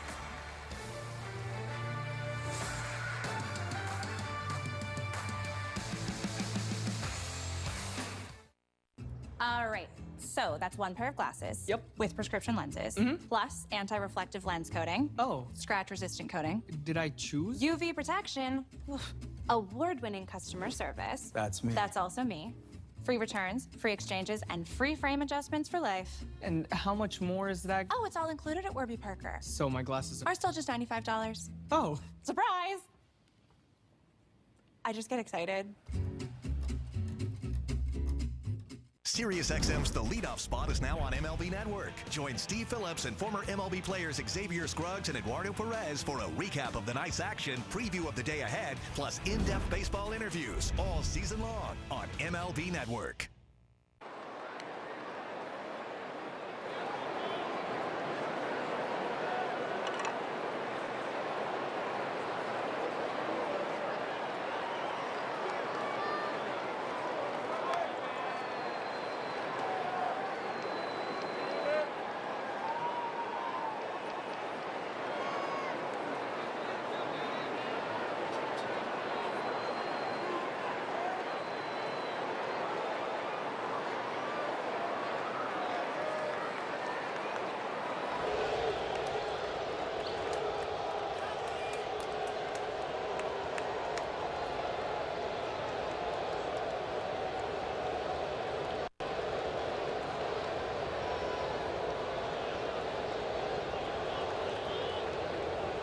By Hyundai. With a brand new Hyundai, there's joy in every journey. By Jack in the Box, the Smash Jack is back and it has so much more beef. And by the OC Healthcare Agency. Navigate to a healthier you at angels.ocnavigator.org. Angels have hit a couple of homers, so have the Guardians so far, and it's 3-3. A throwing error by Nolan Shonowell helping Cleveland get their third run. Luis Rengifo cranked his first home run of the year in the first inning. Looks at a strike from Bibee. Rengifo became more obsessed with contact last year. Struck out a lot less, walked more, and he hit 300. Ended up with 6 home runs in a half a season. Another 0-2 count against him. He hit the home run. So he's going back-to-back curveballs. They hung a slider the last time, and Rengifo gave a souvenir to one of the fans out in the right field bleacher seats tonight. A big crowd here at the Big A. A sellout here last night, 44,749. Very close to a sellout again here this evening.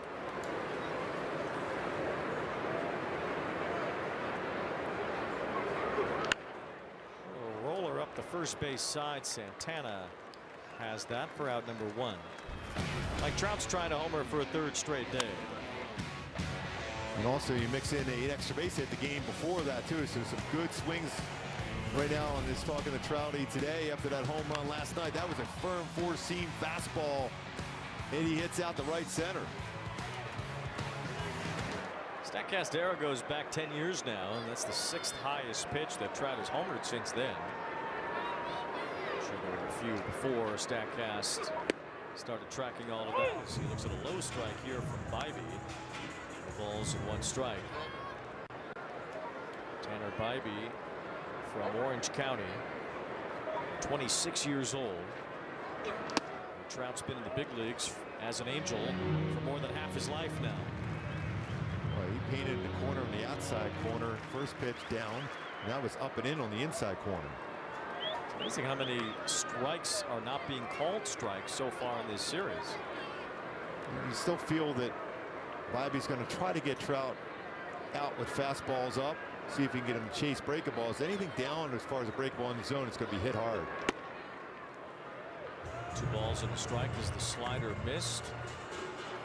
Trout's next home run will tie him with Albert Bell, a great Cleveland slugger in his day, on the all-time home run list. It's right in there on the outer third of the plate. 2-2 on Trout. Yeah, if Albert Bell didn't hurt that hip, he was on his way to the Hall of Fame. He's one of the most dangerous hitters. During that stretch of about 8 to 10 years, there was no one better than him. Well, that one season when he had about 100 extra base hits between the home runs and doubles. That was on a shortened season in '95. 2 balls and 2 strikes on Trout. I think he would have 150 RBI too. That was an unbelievable season. Mo Vaughn ended up winning the MVP.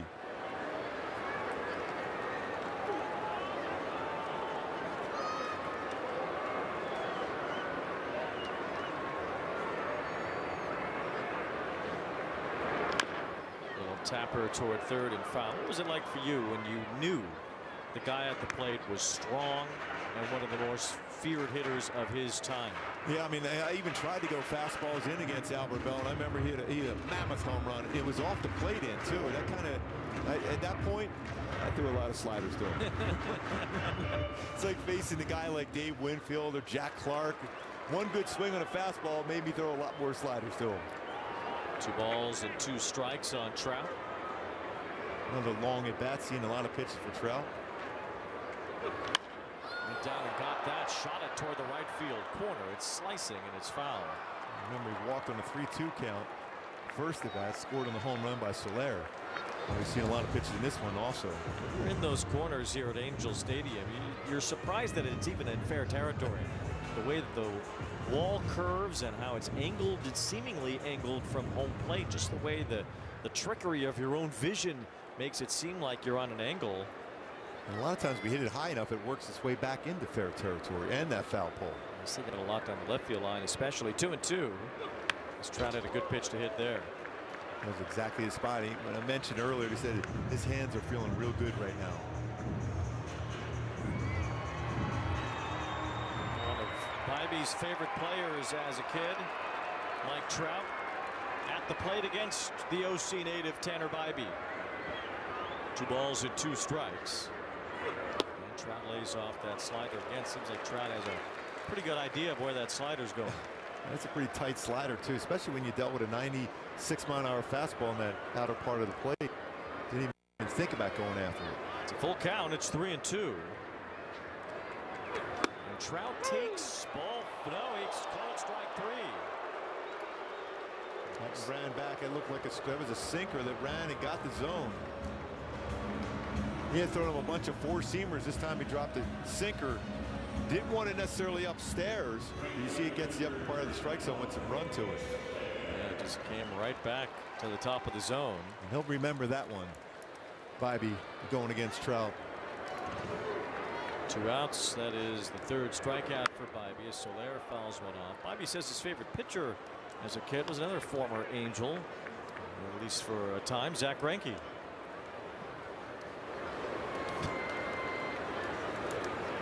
No balls and a strike.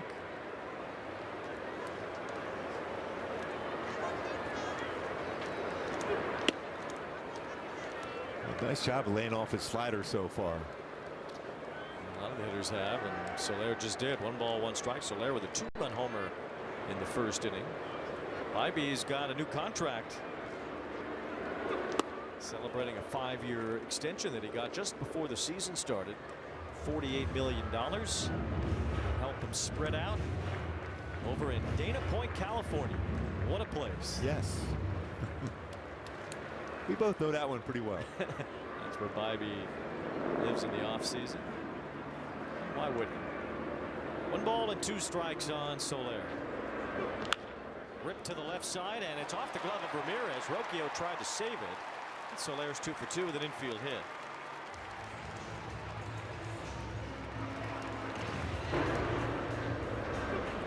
Said on that slider, it's going to be a little tricky hop.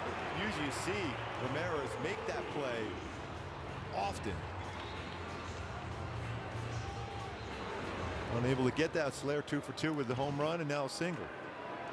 Logan O'Hoppe is the batter here. What an impressive at bat he had last night against Emmanuel Clase in the 9th inning as the Angels tried to mount a late comeback. 11 pitches, and at the end it was a home run off of Clase. And that was a good hard cutter too. Hoppe really aggressive generally on the first pitch. Chase that little cutter below the zone. He got away with that slider. That was a hanger. Hoppe is the team leader in home runs so far. He's hit 3 in the early going. Had that grand slam earlier in the week in St. Louis.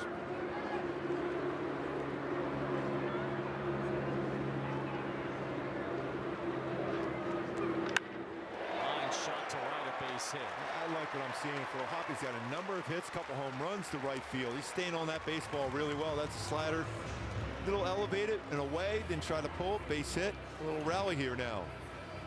Back-to-back 2-out hits. O'Hoppe's 0 for 2, or rather 2 for 2 now tonight. I like that swing a lot. Something he worked on a lot this winter is trying to keep his hands through the baseball, make sure he uses the entire field. Turn on it early. But late with a couple strikes on you, just rocket it to right field. There's Kochanowicz hit into a fielder's choice his first time. That's something we saw in Tempe at the hitting lab, and we even showed where he was working on some things with Johnny Washington as far as letting that baseball get a little bit deeper. You have to do that with 2 strikes to be able to read the pitch coming in, the spin, whether it's a breakable or fastball.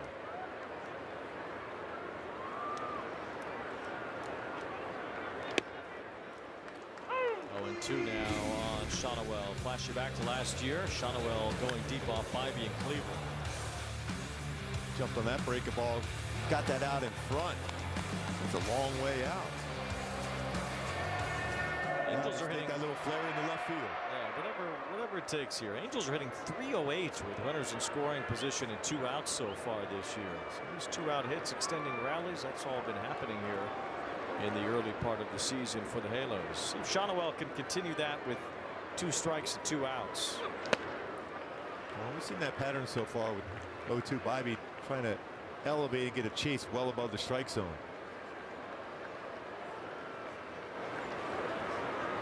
A lot of pitches for Bibee here, like we saw from Gavin Williams yesterday. Check swing and a chopper towards second. Arias makes the play to first.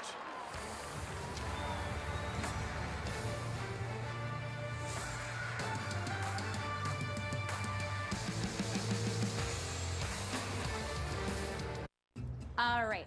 So that's 1 pair of glasses. Yep. With prescription lenses. Plus anti-reflective lens coating. Oh. Scratch-resistant coating. Did I choose? UV protection. Award-winning customer service. That's me. That's also me. Free returns, free exchanges, and free frame adjustments for life. And how much more is that? Oh, it's all included at Warby Parker. So my glasses are still just $95. Oh. Surprise! I just get excited. Your day in baseball starts with MLB Central. Let's get it started. Lead off your morning with in-depth breakdowns. Perfect balance. Boom. Interviews with the players. Get back to the fastball. I know what that passion feels like. And a little bit. Keeping. You behave properly. Hey. Of everything else. Come on, Marlins. The window seats are. The baseball day begins with MLB Central. Weekdays at 10 a.m. Eastern. Only on MLB Network. If you're not watching this show, you're the problem.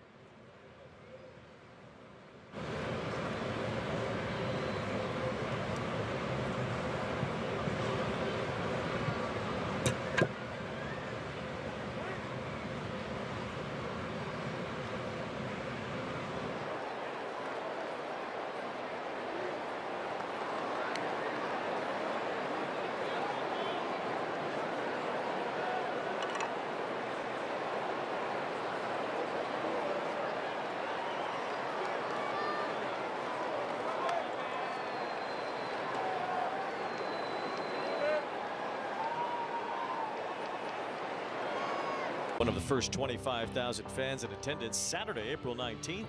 Your Angels take on the San Francisco Giants. Receive that collectible Big A and Millennium Falcon. Visit angels.com/promotions for more info. Looks like that thing is on the moon right now, or some sort of rock. Where is that thing? It's looking good. Live from space. The Big A and the Millennium Falcon, please. Let's pronounce that right.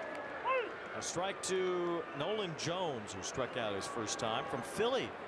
Went to Holy Ghost Prep. Know that one? I'm assuming you did. Surprised none of the nuns were chasing you around that area.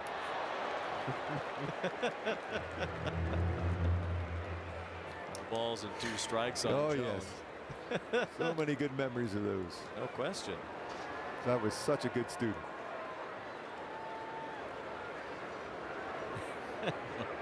Well, you're a student of the game. That's what Wash likes anyway. He always talks about students of the game. Wash has been saying lately that he's a transformational leader, which I like too. A lot of good phrases and things you learn from being around Ron Washington. He says he wants students of the game. Doesn't care what your GPA was. At Penn Charter. I'll just say it was a battle. 1 ball, 2 strikes on Nolan Jones. For a clean inning here now.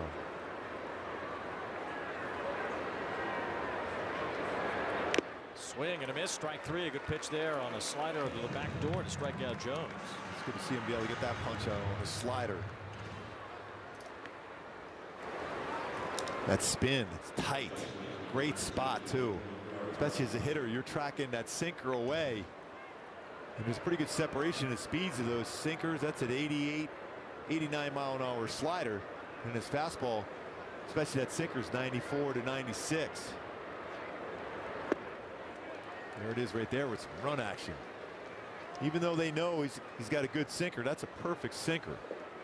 50% today, a little less as far as the four-seamer.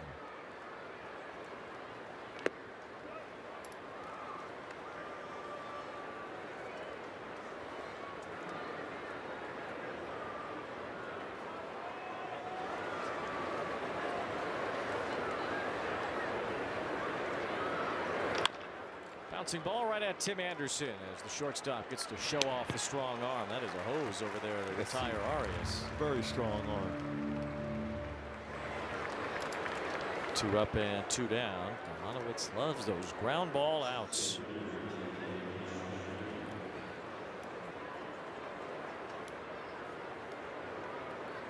A couple of outs on Daniel Schneeman's double play earlier. Almost went through the glove.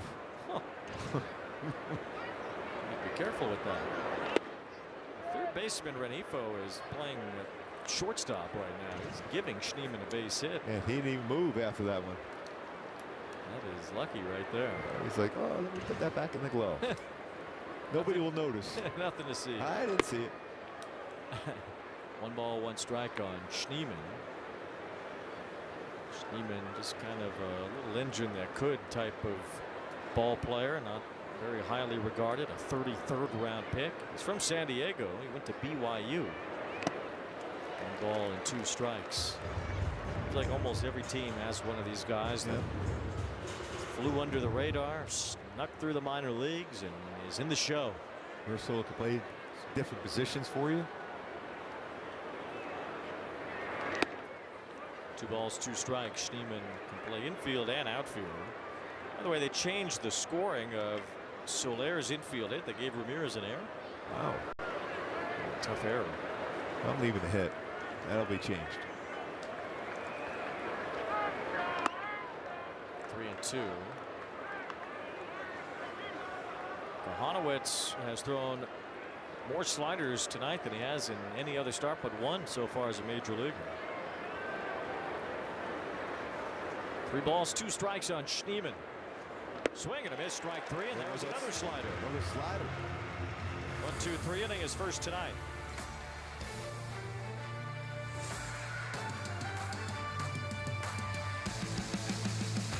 day in baseball starts with MLB Central. Let's get it started. Lead off your morning with in-depth breakdowns. Perfect balance.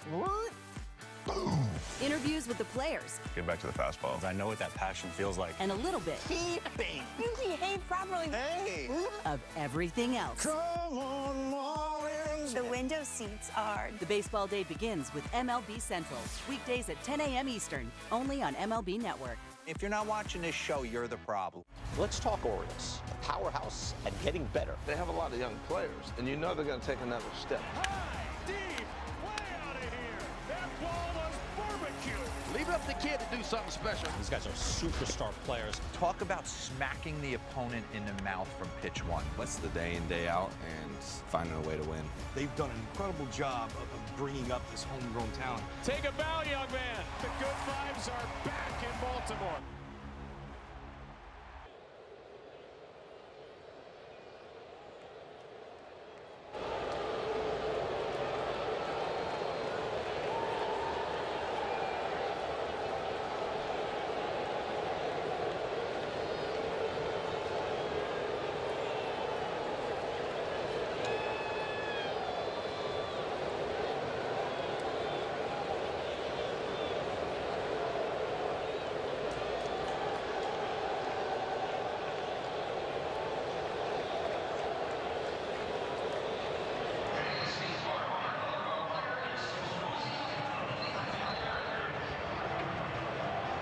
Yesterday on the Angels home opener, red carpet, Kyren Paris receiving a raucous round of applause from the Angels fans in attendance. And we're here tonight with the Paris family, his mom, Kimberly, dad, LeJean, brother, Caden, while Kyren steps into the box of this game tonight. But Mom, I'm going to start with you. This has been a remarkable week for Kyren. What are the emotions like as this week continues? I'm just super excited, and we're so proud of him. It's been a journey, and we're just glad to see him here. I know you're usually very vocal when you're watching your son play baseball. Has that continued on the couch at home this week? Yes, I'm sure the neighbors hear me sometime. As they should. Now, LeJean, when he hit that home run in Chicago, the go-ahead home run after the rain delay, what were you guys doing? What was your reaction? I had a feeling he was going to do it, and it's funny, I didn't get a chance to talk to him that morning very much, but he said he got up that morning, he said, I'm going to hit one out for Dad. Because it was your birthday. It was my birthday. What did you say to him after? I was just like, man, you did that.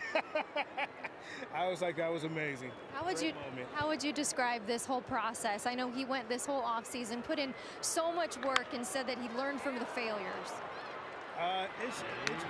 It's a journey, you know, because like I always tell him, it's a marathon. It's not a sprint. So he really put in the work this offseason. He wanted to come up to the big leagues, and he said, I want to stick this time. I want to be here. I don't want to go up and down. I want to come up and earn my keep. And so far, so good. What did you see about the growth from him as a human, understanding these things as a person, as your son, not just from a game of baseball? It's been exponential. Like, he's learned a lot. He came out on his own at the age of 17, and he's been out kind of doing his thing, and he's been learning and learning from the players in the clubhouse. You know, just growing as a person overall. Caden, I have to ask you, you guys were down on the field yesterday. How many people asked for a selfie with you thinking that you were Kyren? It's amazing. Lots of people have asked me. It's been a great experience out here, just seeing the fans just love us as a whole family, including Kyren. And just him bringing all the hype around and just having us out here, it's just a great time. It's been a lot of fun. Thank you for joining us, you guys. Enjoy the rest of the game tonight. Wayne, back upstairs to you. All right, Erica, thank you very much. I mean, incredible family. If Kyren and his brother were a tag team in wrestling, they could trick the referee all the time. Yes, all day long. Tell you what, they are, get a chance to talk to them yesterday. They are so much fun. They're so proud of their son, as well they should be. What he's doing so far this year and how hard he's worked. It's amazing. I mean, you think about it, he's playing some center field now, back in the infield, and even that last baseball hit hard. Ramirez made a nice play. That was nearly 100 miles off the bat, so he's still swinging the bat very, very well. He's right on that one. Here's another chance for Ramirez with a backhand and an off-balance throw. Anderson will be safe as the ball skips away. The ball landed almost at his feet after the ricochet, so he'll stay at first as Ramirez was unable to gun down Anderson with that long throw across the infield. They give him a hit? Yes, they gave him a hit. Anderson still runs very, very well. That's a tough play for a first baseman, too, because that throw is going to bring that glove right to the runner, even though the base is bigger by design to be able to protect a first baseman from a play like that, unable to make the catch on it. So with 2 outs, Anderson is now at first. See if they get him started here. Taylor Ward's the batter. Kind of a short lead for Anderson. That's a foul ball. Mara's been busy at third base. Bibee's not usually a big ground ball pitcher. 38.85% this season, 36 in his career, so not a lot of ground balls, but so far there's been a lot of action down there at third. Anderson a bigger lead now. As Ward takes ball 1. Anderson over 100 steals in his career at 26, a career high in 2018. 13 a couple of years ago at the White Sox. He's running pretty good at spring training too.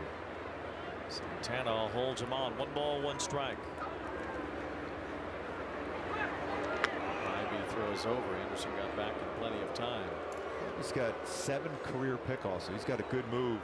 His career has allowed 15 stolen bases. 8 have been caught, so that's pretty impressive for a right-handed pitcher. Not an easy combination to try to steal.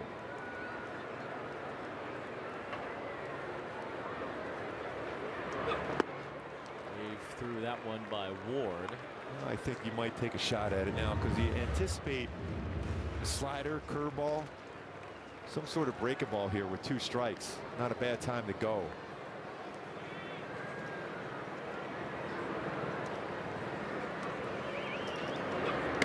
Ward chases to end the inning.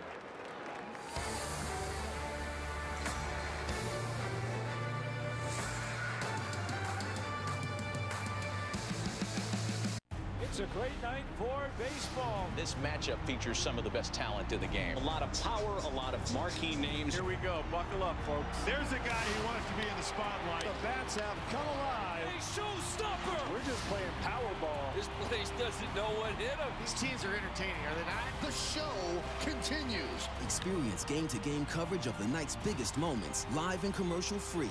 MLB Network Strike Zone, Wednesday and Friday nights all season.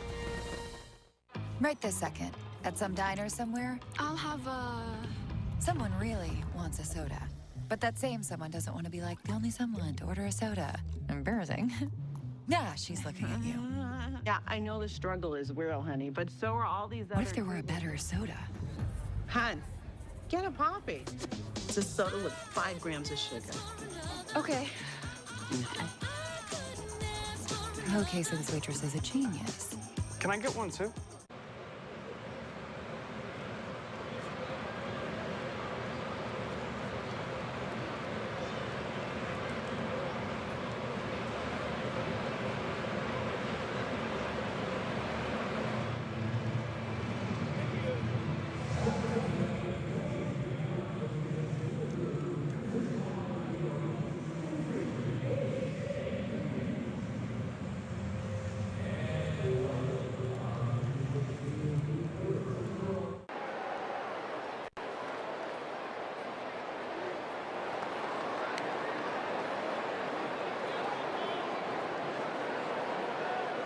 A strikeout pitcher with his slider, but he's got that working pretty good today. Tight slider. He's got a couple punch outs with it. Last time out there, the 4-seamer was his punch out pitch. So far tonight, it's been his slider with that good downward action to go along with that downward action on the fastball. Like that. There's 4 strikeouts so far in this game as Bo Naylor looks at a strike. Naylor hit a fly ball out to center field his first time. They just kept carrying and landed over the walls. A home run. Now a line drive caught by Rengifo. Inside out swing for the first out. He's out on a 4-seamer on that one. Placed perfectly by the staff where Rengifo was set up. It's worth noting here that Kochanowicz, who had 25 strikeouts in 65 innings last year, has 8 in his first 10 innings this year. A major uptick in the strikeout rate. It's going to be important. You don't have to have a ton of strikeouts, but you need that ability to get a strikeout, especially with guys in scoring position. Ground ball here off the bat of Rocchio. 2 quick outs in the 5th. Now that's Kochanowicz right there. Quick outs on his fastball, that sinker. Minimizes his pitch count. We saw in his last start, he only threw 64 pitches in 6 innings. A little a little bit more with his work tonight. 63 pitches in 4 2/3. It's still pretty economical at the end of the day for Kochanowicz. Yeah. Quite a bit economical to this point. That's 7 ground ball outs, including a double play ball. Roughly league average, a little under 15 pitches per inning. So Kochanowicz is well within that range so far. Kwon hitting .381 lifetime against the Angels. Some eclectic names on that list. It can't get any more eclectic than Jimmy Pearsall. Yes, that's for sure.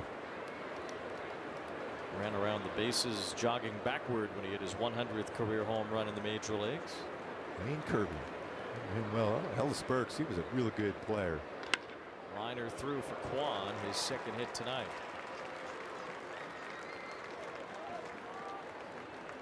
And with Jose Ramirez up with that 2-out base hit by Kwon, so far though he's done a nice job as far as pitching. Ramirez, he stayed away. Still running fastball outside part of the plate, got a ground ball to second, and he stayed away again, this time on a sinker. So he went 4-seamer and also went with that sinker 4-seam away. To the backstop it goes. It does ricochet quickly back to O'Hoppe, but Kwon with excellent speed now at second base after a wild pitch. Yeah, you just felt that Kwon is a pretty tough matchup for Kochanowicz because he makes contact, he looks down, and then you're going to walk him here. Didn't even have time to ask you. I would think, though, this is the right move. Even if Santana hits one off the video board, this is still the right move. No question. Now this is the game for me right now for the Halos, and Kochanowicz to get him out. You remember first at bat for Santana, he hit one out. Next time got a ground ball to shortstop. Santana has 2 RBIs tonight. That ground ball to short knocked in another run. First intentional walk for Ramirez this year, but he's led the American League in that category twice in the last 3 seasons. Another first pitch slider for Kochanowicz. Ball 1 to Santana in this tie game. 5th inning. Cleveland with a couple of base runners here with 2 outs. There's a strike. It's the 6th time by the way, he's thrown a first pitch slider in this game. Well, that pitch mix we saw against the White Sox is carried over in this game against the Guardians.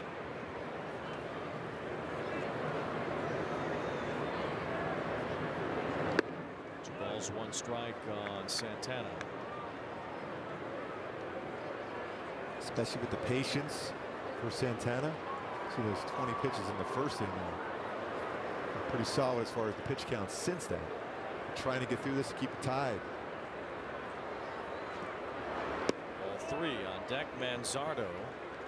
Kochanowicz has walked 2, but just the recent one to Ramirez was intentional.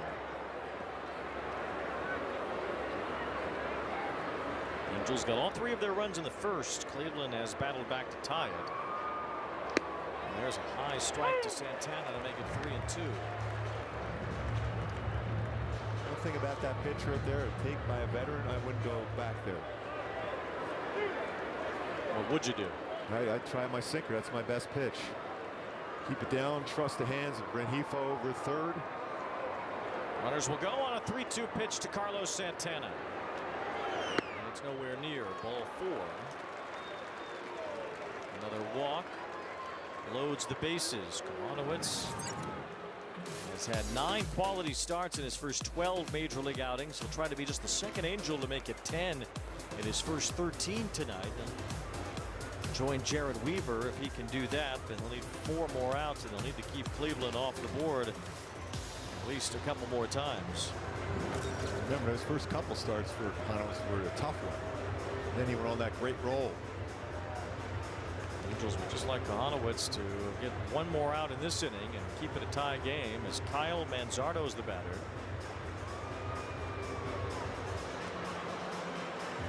Manzardo has flied out to Taylor Ward a couple of times tonight.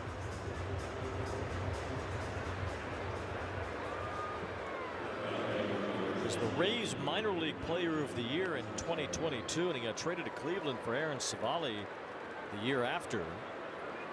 Didn't hit much initially in the big leagues last year, but finished strong, and he had a good postseason. See how he does here in this Big at bat, bases loaded. And ball 1 to Manzardo. Another first pitch slider. At some point here, Kochanowicz is going to have to challenge this batter.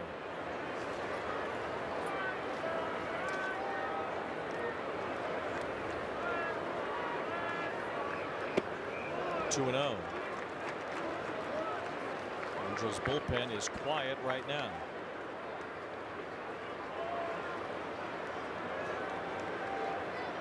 Big pitch here now for Kochanowicz.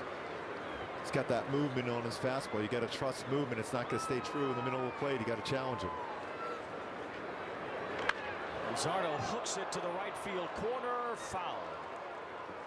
He jumped all over that 2-0 pitch. He knew it was going to be right there. And he had to. He had to challenge him there. He had to trust movement. Didn't have quite the movement we're used to seeing. It stayed right in the middle of the plate, just out in front enough to pull it foul. So now you stay on top of the baseball a little bit more, so you start in the middle and then you can run that sink away. McDaniel's getting ready in the Angels bullpen. Kochanowicz trying to battle through here in the 5th against Manzardo. Hit hard again, foul. Sandy Alomar had to skip over. He's still got some moves over there after all those years catching. Wow, how the hell the big guy gets out of the way of that one. Bigger than most catchers, Sandy Alomar Jr. Got options on this pitch right here. 2-2, 3-2 different. Look for that big pitch. 2 balls, 2 strikes, 2 outs with the bases loaded to Manzardo. Foul back. This is spotty. O'Hoppe wanted that 4-seam fastball upstairs. Just got to stay within your mechanics. Don't overthrow. Big moment here for Kochanowicz and the Angels trying to keep this game even. 3 straight runners with 2 outs. And Manzardo, it's a fly ball to center. Adell has room shy of the warning track. Kochanowicz gets out of it. Cleveland leaves them loaded in the 5th.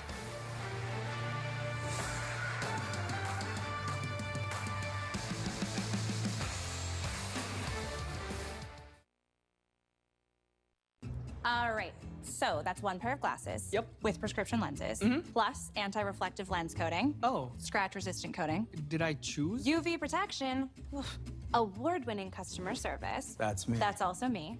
Free returns, free exchanges, and free frame adjustments for life. And how much more is that? Oh, it's all included at Warby Parker. So my glasses are still just $95. Oh. Surprise! I just get excited. This is Fubo. It's a better way to watch ESPN and other top sports networks. Plus, get coverage of your local teams all year long. Start watching at FuboTV.com. Ooh, that's a lovely view. What are you two looking at? Tip pick. What did you say? Tip pick. Tickets to the show with no hidden fees.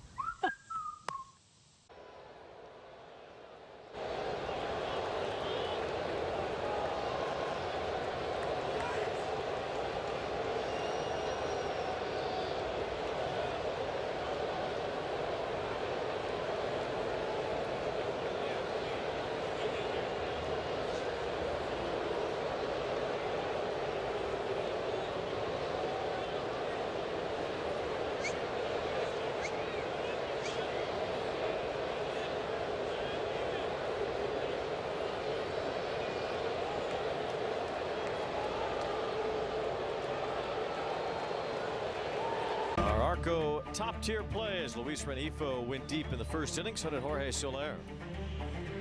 They were behind in the count. Also, Rengifo, Soler power. That 32-degree launch angle with that exit velocity, that results in a home run all the time. First home run in an Angels uniform for the big man Soler. Rengifo with his 1st of the season against Tanner Bibee. Tosses in a breaking ball for a strike. 5th inning here. Bibee 75 pitches through the first 4. Some stomach issues. He was supposed to be their opening day starter. They pushed him back a couple of days to get through that stomach bug that he had.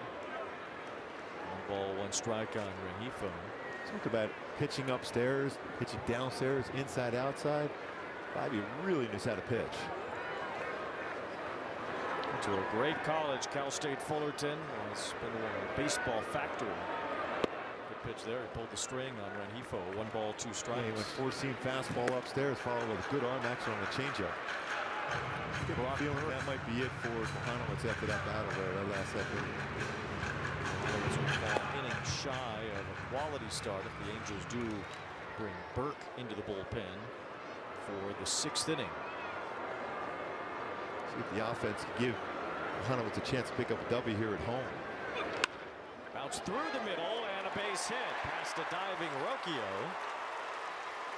Once it got by Bibee, that was a likely single for Rengifo. You can tell Bibee frustrated. He thought he was in position to make that play. When you throw it, he's in pretty good fielding position. The harder play is the backhand on the mound. It got by him. And now with Trout up here. After that hit for Rengifo, his second. 2 for 3. Trout has seen a lot of pitches tonight. Walked and scored in the 1st inning, struck out his last time.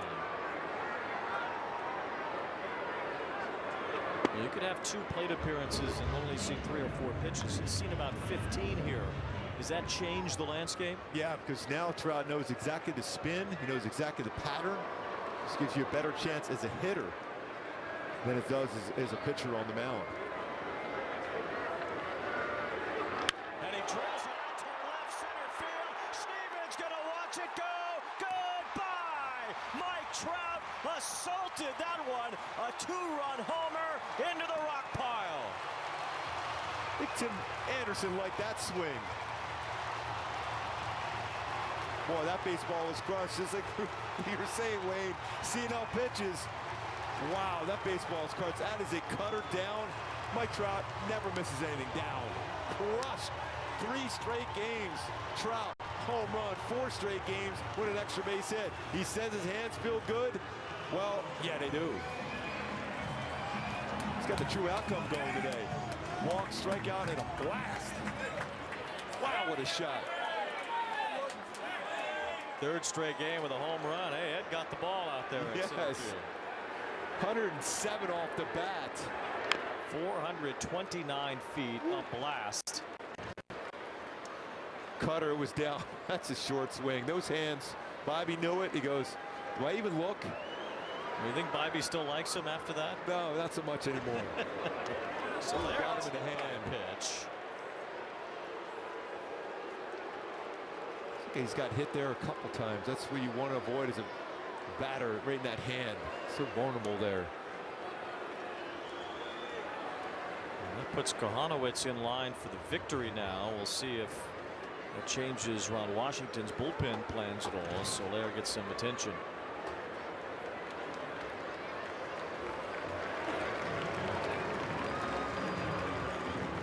And these are the ones you just don't like to see as a hitter. I remember he got hit in spring training. I was in uniform that time and hit him right in the bicep. I go, how you feeling? He goes, well, I asked the baseball how that's feeling. He's so strong. That spot right there in the hand, though, you always worry about it. Soler is a mountain of a man. He always has been. You see Kochanowicz now could get his first win at Angel Stadium tonight, as he is on the right side of the decision so far. Angels have a long way to go, though, to steer this one into the garage as they lead 5-3. I think there's a little carryover effect for Bibee, not able to feel that ground ball back up the middle, and then Trout coming up. Ball, no strikes on O'Hoppe, who has a couple of hits as well tonight. Angels have 7 against Bibee.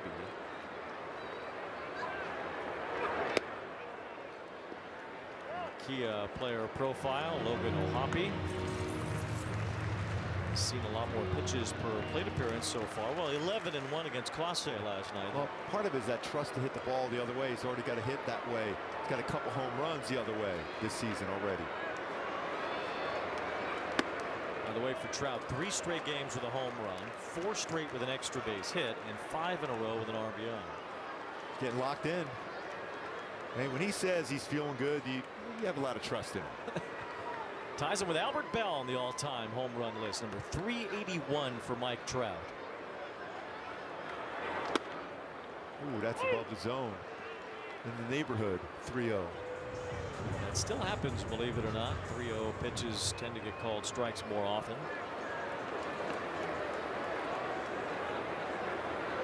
19 away now from 400. Trout with that home run in this inning. O'Hoppe swings through the fastball to make it 3-2. That's a pretty good movement on his sinker. Next would be Jim Rice and a couple of Howards, Ryan and Frank. I contributed to quite a few of those guys on that list there. White Evans, I'm sure. Yes, I did. Harold Baines, too. Yes, I did. And Albert Bell also. So come on, Trouty, pass him by. There's another one out toward left center field. This one's hit a long way. Schneeman's at the wall. That's gone. Home run number 4 for the Angels tonight. And it's O'Hoppe driving out another.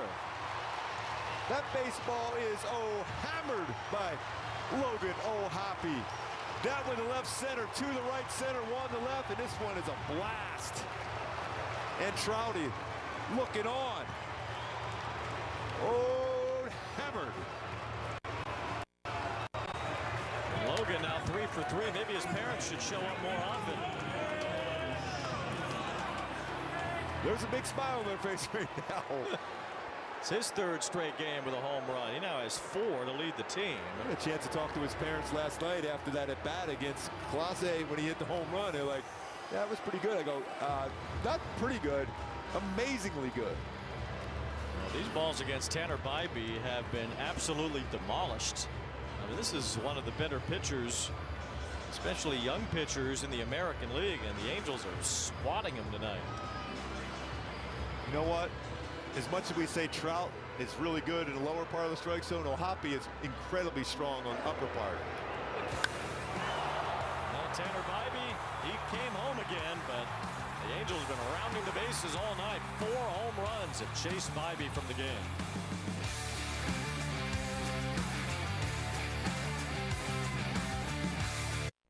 Roar is back in Motown. Right now, Major League Baseball, we have a new Tiger King. Tarek Skubal owns this mound.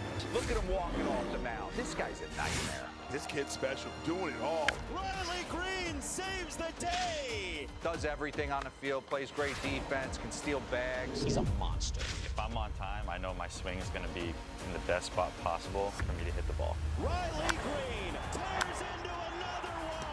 That's the Tigers, baby. We got our hands up in the air, 'cause it's a party. We having fun here, 'cause it's a party. Oh my! This guy is next level. Oh my goodness! Lots of great baseball coming, and good guess, by the way. Play baseball like I'm still a young kid, like a little teenager. Good luck trying to hit that, man. It's unhittable. No way! What a moment! This is the show that never ends.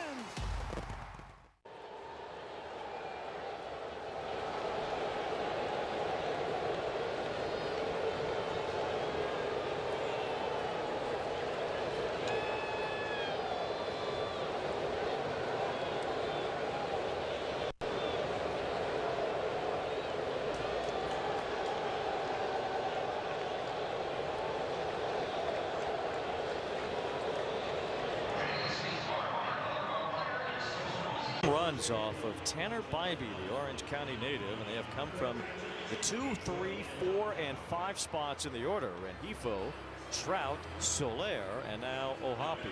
That's the production you want from that part of the lineup. Remember, the Angels coming in this game at 6. Now they're in double figures in home runs. Well, Saturday night fireworks.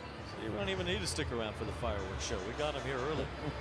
Tristan McKenzie is on the mound. It's been a weird couple of years for McKenzie, who was one of the bright young starters in the game. And now he's coming to pitch out of the bullpen. Sort of a mop-up role here, although Cleveland's still well within reach, only down by 4. But it's a fall from grace for McKenzie, who was looking like he was going to become one of the better pitchers in the league. I was a big fan. I thought he had a chance. He still has a chance to turn it around. 4-pitch mix. Fastball 90-94 has a good curveball, slider, and changeup. It's that fastball velocity that has not been quite the same for McKenzie since the injuries started to pile up. And he's hoping, and they're hoping, he can get some of that velocity back. Tell you what, the baseball is carrying really well here today. 2 balls and 1 strike on Kochanowicz. We saw that with Bo Naylor's ball, but these other ones the Angels hit have been crushed.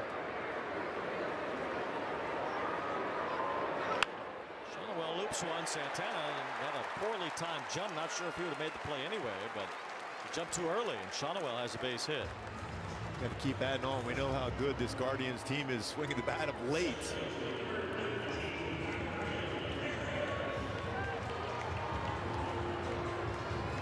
It's good to see this offense getting on a roll. 7 runs today with 9 hits. Bibee, unusual to see him struggle. Such a good, smart pitcher with great stuff. Halos swing the bat very well tonight against him. Kyren Paris now. McKenzie tosses in a strike.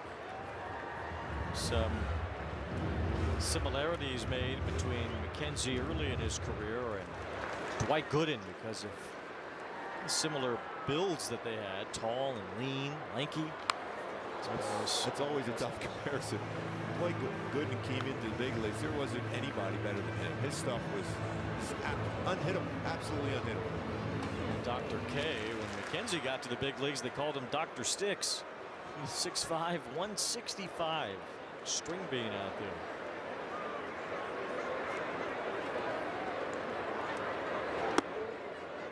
That's a pretty good ride on the 4-seamer right there at 95. Pretty good spot too. It's great to see Trout 3 straight games with a home run. And we know what he could do when he's on the field. And he's been able to play and be healthy so far. Especially from the DH role. It's good to see him have that power in that spot. Walk-in run scored, a 2-run homer tonight. Paris is 0 for 3, struck out a couple of times.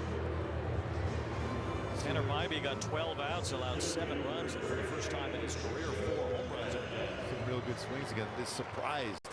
You can see that look he has. He's shocked himself. Kyren Paris, they've seen some fastballs upstairs today. See how quickly Kyren makes that adjustment now. Bibee is bewildered in the visitors' dugout here. A place he knows well, Angel Stadium, Orange County kid.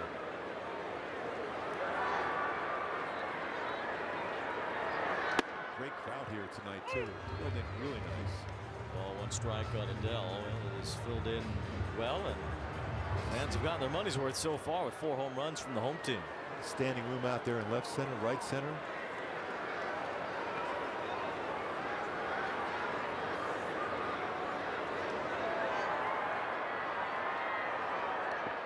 Kenzie bounced that one. 2 balls and 1 strike.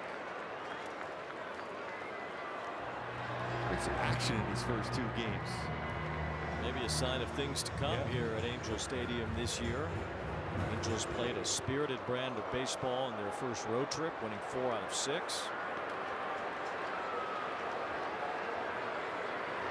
So make sure you join us here at the Big A this year. It could be a fun season for the Angels as these young players mature. A few more veterans have been added to the mix. There's a maturing youngster right there, Kyren Paris. Yes. And this the interaction with the fans. They're really liking this team the way they're playing. They saw how hard they fought to have a solid road trip. 3 balls, 2 strikes on Adell. Just please, no more desserts for Bibee. I can't eat all. You make me eat them all. Yes. Obscene. We're working here. Give yourself some time. Adell tried to hold his swing, and it's ball 4. Wow, that was pretty close. Well, we're going to keep eating. Here's Jack in the Box filling us in with more. My Big Smash Jack has more than double the beef of a Big Mac. Seriously. Welcome to Jack in the Box. We needed the main course before we get all the desserts. That's why. Now it's going to force me to drive by there today on the way home. No question. Yes. We're going to lunch it up. Yes. Tim Anderson is at the plate here. Had an infield hit his last time. Got his first pitch fastball, and throughout his career, there's not many better hitters on the first pitch fastball than Tim Anderson. He's made some good plays defensively, showing off that arm strength. He certainly has. Made the team out of spring training as a non-roster invite. It's a pitch that seemed to have the corner, but Dan Bellino says no, it did not. 1 ball, 1 strike on Anderson. Working the wave here at the stadium tonight. Well, everybody's in a good mood now after cheering on these home runs. They're all long home runs. Well, Hoppe's was the shortest. That was 396 feet. The others were over 400. And Soler's average about 415, so his was 408. Trout's the longest at 429 tonight.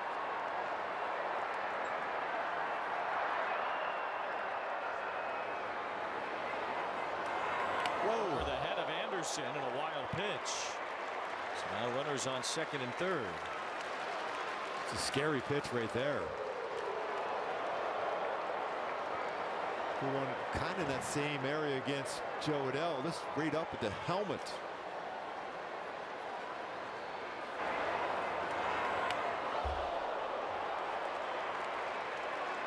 Forcing the infield in now. They sit through the infield now, can make it a 6-run lead. So the Angels really have a chance to pile on here. Cleveland has the infield in. And Anderson lines one to left. That's a base hit. 2 more runs come home. It's Kochanowicz and Adell. Anderson trying for a double. He's safe. That's great to see. All that hard work. Tim Anderson, he said, if I'm going to turn it around, I need Ron Washington to get me there, and he has here tonight. 2 RBI double. First extra base hit as a Halo. First RBIs as a Halo. And he had to turn on the afterburners. Quan made a great play getting that in there so quickly. But Tim Anderson still runs so well. He turned on that afterburner, slides in with an extra base hit, driving in 2. TA on the mound tomorrow. The other TA. Tyler Anderson tomorrow afternoon. Tim Anderson only had 3 extra base hits in 65 games last year for the Marlins. So good sign to see him drive the ball a little bit as he smashed that double. Well, he had to smash it after the smash burger, we just said. Gotta have that. It's now been a 6-run inning, still only 1 out. And Taylor Ward is the 9th batter of the inning. It's 100 miles an hour off the bat for Tim Anderson. Good to see that. That's what you really want to see from Tim Anderson, is making solid contact. Ward has suddenly cooled off. And everybody else is red hot tonight. 9 runs, 10 hits. Ward is 1 for his last 15. He's 0 for 8 so far in this series.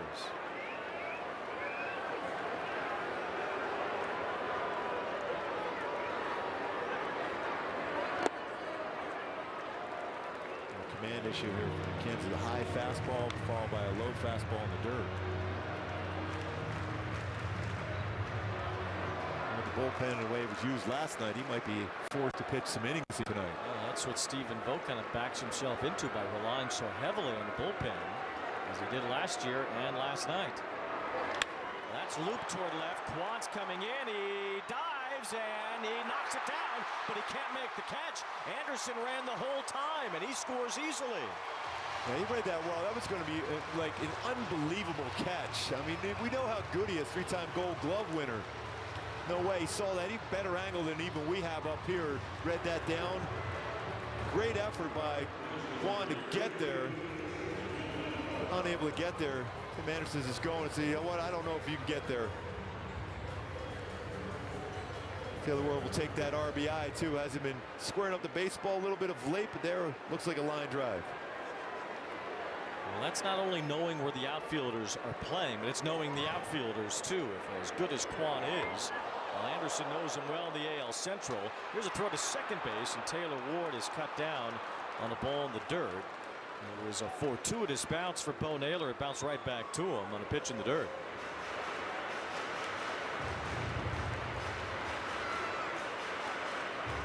So Ward caught advancing for the second out with a massive lead. Necessarily a chance you need to take, but Ward couldn't have known that ball was going to bounce the way that it did back to Naylor.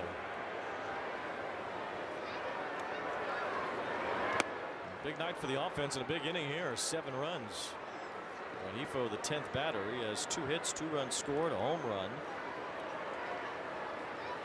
John at Washington, Tim Laker, The Knicks got to really like what they're seeing from their hitters here. And it's been going on pretty good for a stretch, especially when you get in from St. Louis on here to the Big A. It's a hard-working group of coaches, to be sure, with Johnny Washington leading the hitting staff. They are out here all day long. It is a thankless job at the end of the day. And for the same purpose, the pitching coaches, too. 3 balls and a strike on Rengifo. Hitting coaches, they are always tinkering and evaluating and trying to get early work and all sorts of different ways to break hitters out. When you go through all the mechanics, sometimes it's just a simple word to say to get you going as a hitter. McKenzie keeps spiking his pitches, and that one ball 4 to Rengifo. Mike Trout will bat again.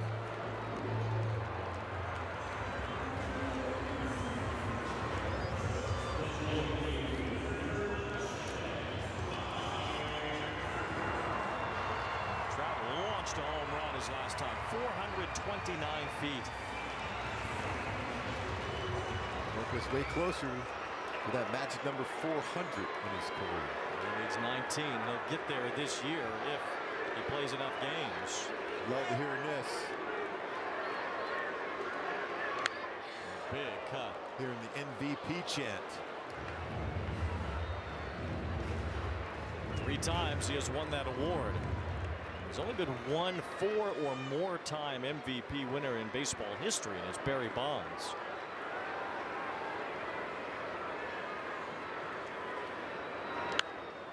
Trout fouls one off. He has a chance here to do something he's never done. That's homer twice in the same inning.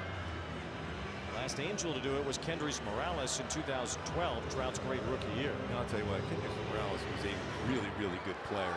The time he broke his ankle at the plate, just phenomenal player. Switch hitter.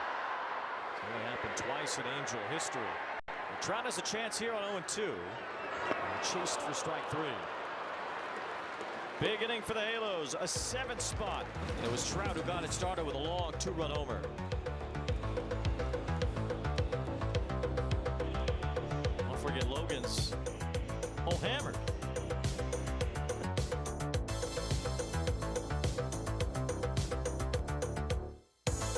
Step up to the plate and get ready to play ball. The baseball show for kids where you can learn about batting, fielding, and everything in between from the real pros. Every swing is a big hit on Play Ball. Saturday mornings at 10 Eastern on MLB Network. All right. So that's 1 pair of glasses. Yep. With prescription lenses. Plus anti-reflective lens coating. Oh. Scratch-resistant coating. Did I choose? UV protection. Award-winning customer service. That's me. That's also me. Free returns, free exchanges, and free frame adjustments for life. And how much more is that? Oh, it's all included at Warby Parker. So my glasses are still just $95. Oh. Surprise! I just get excited.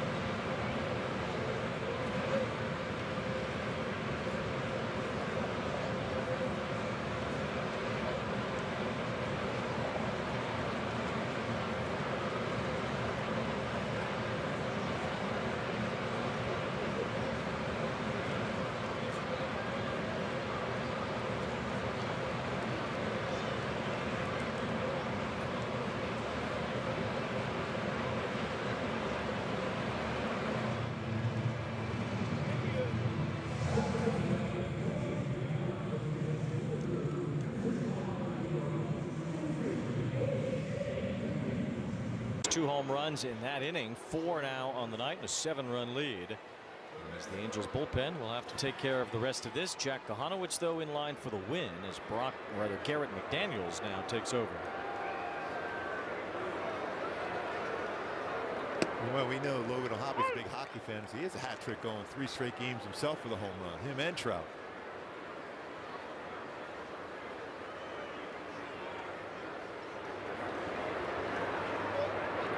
Jones leading off here in the 6th inning, so Kochanowicz could get his first Angel Stadium win Team holds on here. 5 innings, allowed 4 hits, 2 earned runs.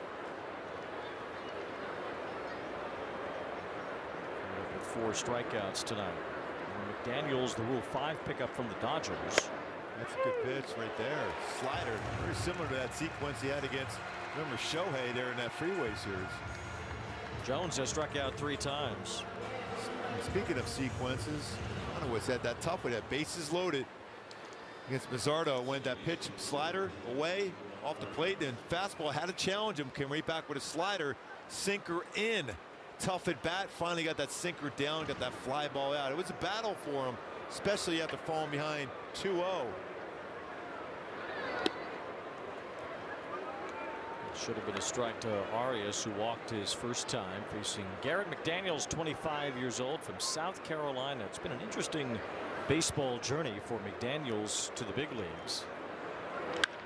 There's a ground ball here. It's handled by Kyren Paris. High throw. Kochanowicz holds the bag. 2 up, 2 down. So McDaniels was drafted out of high school by the Marlins, but he didn't sign. He went to Coastal Carolina University. And then he took a year off and attempted welding with his grandfather.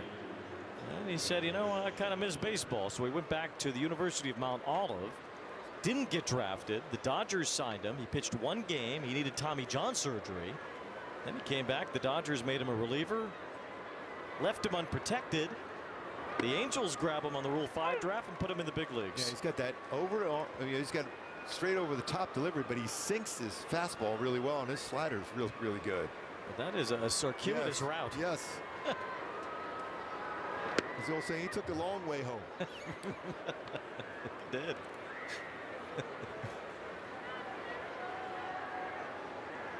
One ball, 1 strike on Schneemann. I'm liking his stats there too. Every time I look at him, especially after Val Kilmer just passed away a few days ago, is Doc Holliday. There it is. Got the stash working. Got the look too. Throw a cowboy hat on him, he'd fit right into that tombstone, right? Here's a bouncer as Harris is able to backhand. And a quick inning for McDaniels, 1-2-3.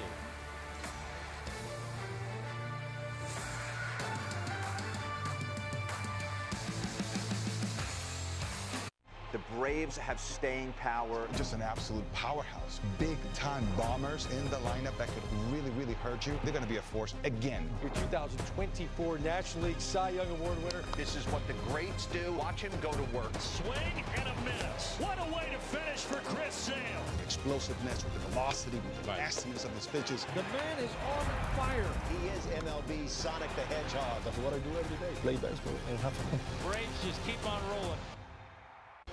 Roar is back in Motown. Right now, Major League Baseball, we have a new Tiger King. Tarek Skubal owns this mound. Look at him walking off the mound. This guy's a nightmare. This kid's special, doing it all. Riley Green saves the day. Does everything on the field, plays great defense, can steal bags. He's a monster. If I'm on time, I know my swing is going to be in the best spot possible for me to hit the ball. Riley Green tears into another one. That's the Tigers, baby.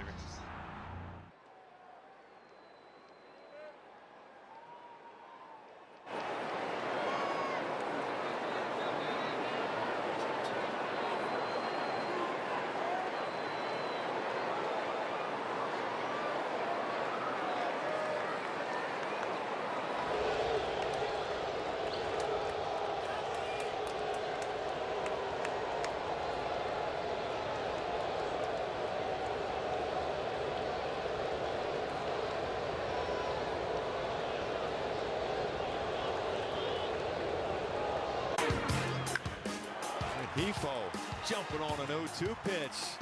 His first of the season. Soler power. His first of the season. Mike Trout, well, that's Mike Trout. 3 straight games, and Logan O'Hoppe 3 straight himself. So home runs from the 2, 3, 4, and 5 spots in the order as Jorge Soler, the number 4 hitter who has one of those home runs, takes a strike. It has only happened one other time in an Angels home game, although it has never happened in this ballpark. You have to go back to the 4th of July in 1961, the inaugural year for the Angels, when they played their games at a minor league field in Los Angeles known as Wrigley Field. The ball's in 2 strikes and modeled after the Cubs ballpark in Chicago. Soler hits one toward the right field line.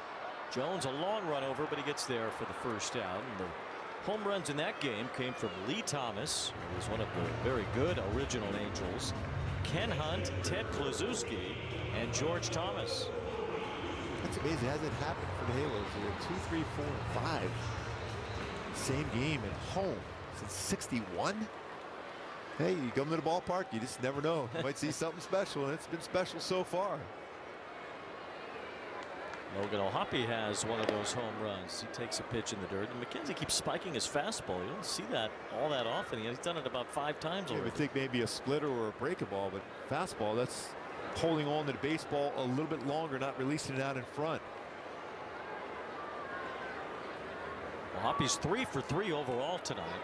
He's got that batting average up now to 348. How do you throw a fastball like that high and then that low? I was just going to ask you that. Mechanically, that means you're trying to make a quick adjustment on it. Either you're getting too quick, you're already landing, and that front shoulder's flying out. Ball 3, that one a little closer at least from McKenzie. And it's 3-0 on O'Hoppe, trying to get on base for the 4th time here tonight. Great start for Logan O'Hoppe to begin this season. Keeps walloping the baseball. He's homered in 3 straight games.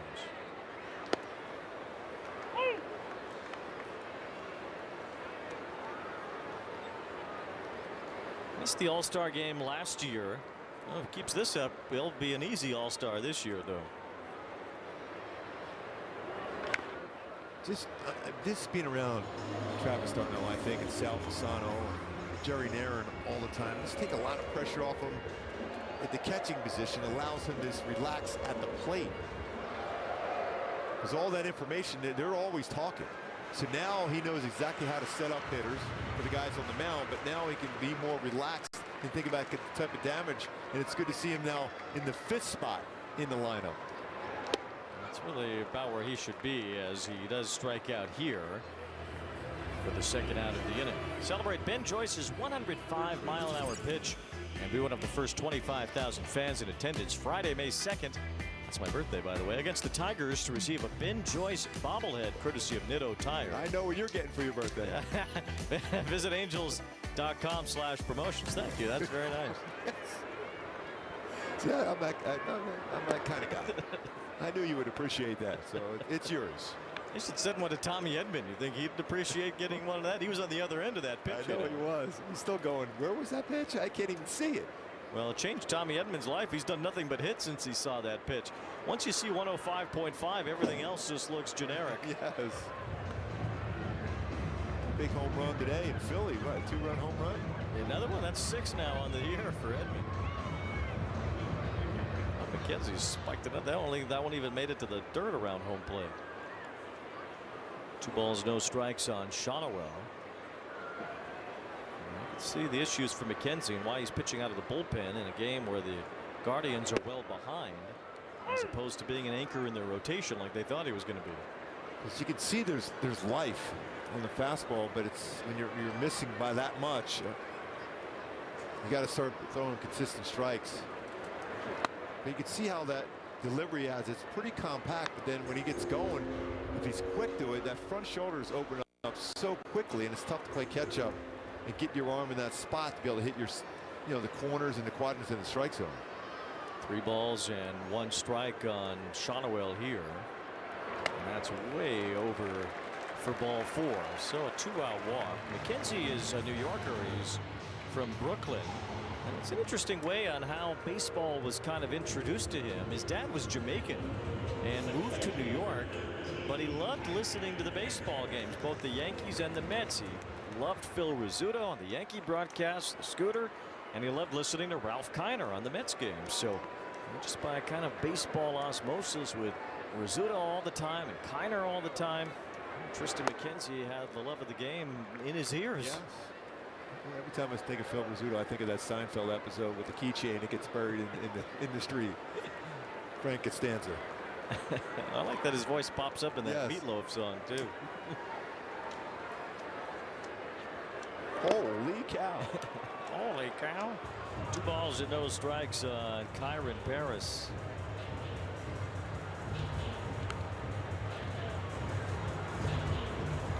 See it right now for Kyren Paris, if he can track in that lower third. He's been pitched upstairs quite a bit here tonight.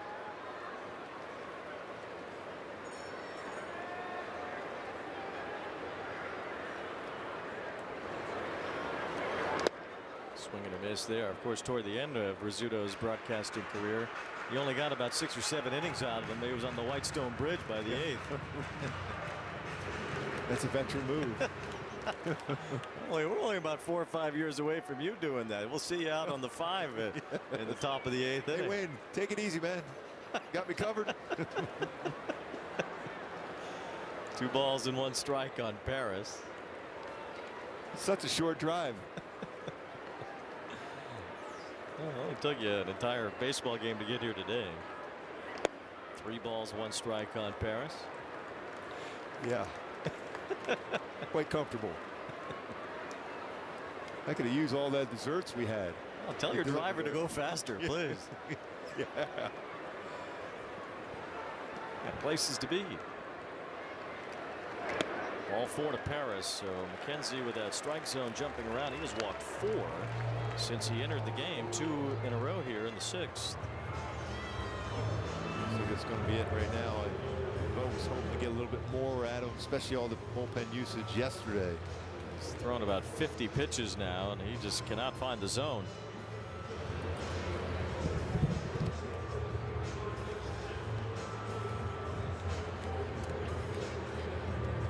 There's certain players in every lineup that make the lineup go. Speed, power, he is a difference maker. He's done it one more time. The best second baseman in the game, that's Ketel Marte. There goes Corbin. Just incredible speed. He wants to bury people. He just doesn't want to beat you. He wants to drive you into the ground. They're tearing the cover off the ball. We play to win. We've played that way all year. I guess this is just another example of that. We know what's in that locker room. We know the heart we have. I've been holding my breath this entire inning. Panicking won't turn a pop-up into a home run. Just like stressing about tickets won't get us better seats. What about the unhinged prices? That's why I use Game Time. Prices actually go down the closer it gets to first pitch, even up to 60% off. What time is it? It's Game Time. Should've used Tick Pick. Wait, what'd you say? Tick Pick. Look. Oh, whoa, dude. What? There are no hidden fees. What'd you guys think I said? Oh, Tick Pick. I thought you said.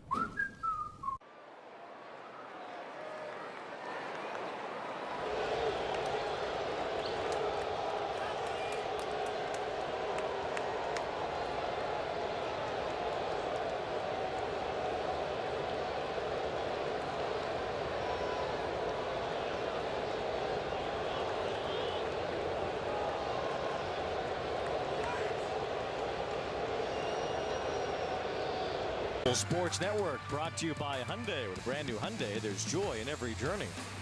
Look at those arms on Chuck Finley by Pechanga Resort Casino. Play your perfect combination at Pechanga, conveniently located off the I-15 in Temecula. How come Gooby didn't flex like Finley did? And by UCI Health, compassionate expert care for everyone in the region. Learn more at ucihealth.org. Who are you yelling at? I say, let's go. Come on, Wayne, where are you at? I would love to know. Great question. Yes. Joey Cantillo is the new pitcher for the Guardians. You left your wingman. A strike in there to Adell. Chuck Finley came out posing like he was Ray Lewis. No. Finn is a gigantic human being. If Ray Lewis saw Finley running through the middle of the field, he'd just take a left turn. Yeah. Just go ahead. You're in. We'll tackle the next guy.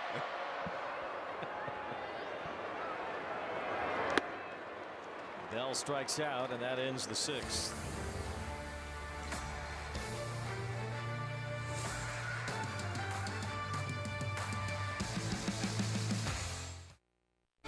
A star is born, talking about Jackson Churio. Churio flips the scoreboard with a 4-pointer. He's coming into his own right before our eyes. that truly believe in the presence and the person that Jackson Chourio is. You have to love the versatility he brings. He can play left field, he can play right field. Youngest player in MLB history to record 20-plus homers, 20-plus stolen bases. This is the first Brewer that had 2 home runs in a postseason game. Jackson Chourio! SiriusXM's The Leadoff Spot is now on MLB Network. Join Steve Phillips and former MLB players Xavier Scruggs and Eduardo Perez for a recap of the night's action, preview of the day ahead, plus in-depth baseball interviews all season long on MLB Network. Step up to the plate and get ready to play ball. The baseball show for kids where you can learn about batting, fielding, and everything in between from the real pros. Every swing is a big hit on Play Ball. Saturday mornings at 10 Eastern on MLB Network.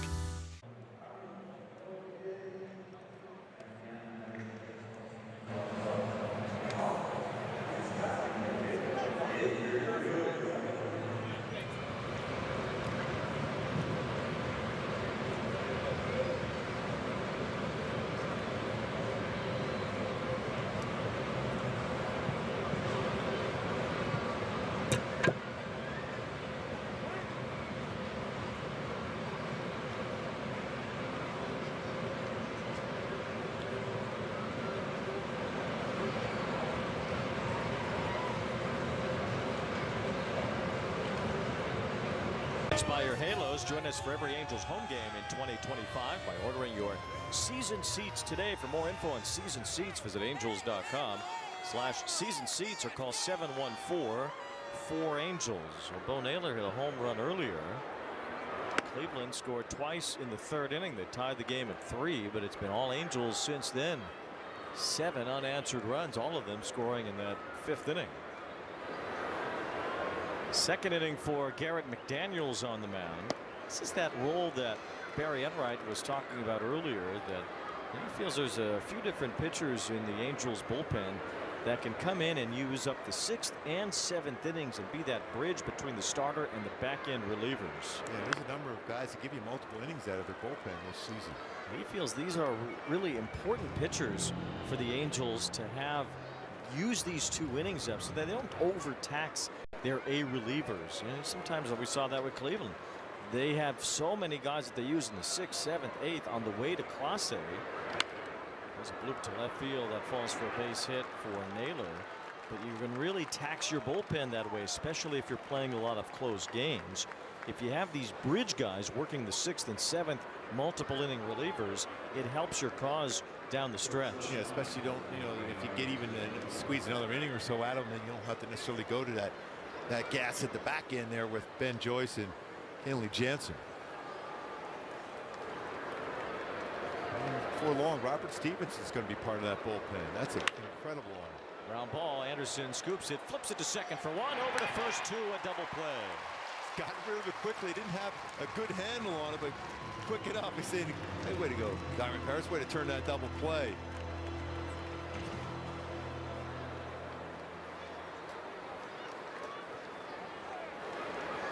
This little shovel pass over there.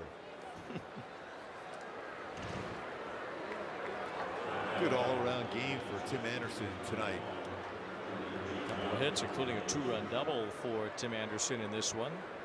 It's been a pretty good game all the way around for a lot of Angels. Logan O'Hoppe has 3 hits and a 2-run homer. Solaire's hit a 2-run homer in a multi-hit game. Trout has scored twice. He's hit a 2-run homer. Renifo has homered and been on base 3 times. Taylor Ward has an RBI hit. And Jack Kochanowicz is on his way toward his first major league win here at Angel Stadium. It's good to see him get some offensive support.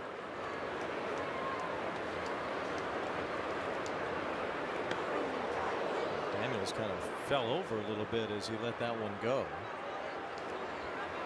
Sure, everything's okay in that delivery. Sometimes we have a number of pitchers, different landing spots. Kochanowicz probably has his own landing spot.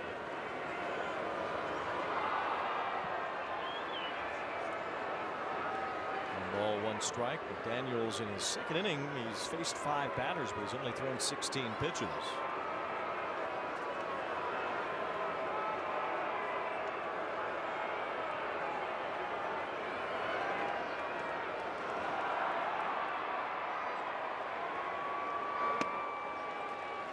2 strikes on. It's that power sinker. It looks, it's straight over the top, but the way that drops down, that's the thing that really intrigued everybody in the organization when they saw him in spring training. This is Jonathan Rodriguez batting where Kwan had been. Kwan's night is over, but not Jose Ramirez. He's going to continue on. He's on deck.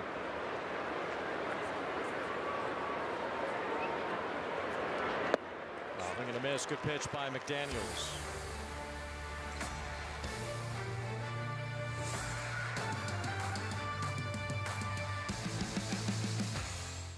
Let's talk Orioles, a powerhouse and getting better. They have a lot of young players, and you know they're going to take another step. Deep, way out of here. That ball was barbecue. Leave it up to the kid to do something special. These guys are superstar players. Talk about smacking the opponent in the mouth from pitch 1. That's the day in, day out, and finding a way to win. They've done an incredible job of bringing up this homegrown talent. Take a bow, young man. The good vibes are back in Baltimore. Never clean your gutters again with LeafGuard. LeafGuard's seamless design keeps leaves, pests, and sediment out while directing water away from your home, giving you peace of mind that your home and family are protected from water damage with the industry's premier maintenance-free gutter system. Call 844-6LeafGuard right now for a free estimate and save 20% plus $500 off your purchase and installation. LeafGuard. Get it today, protected for life.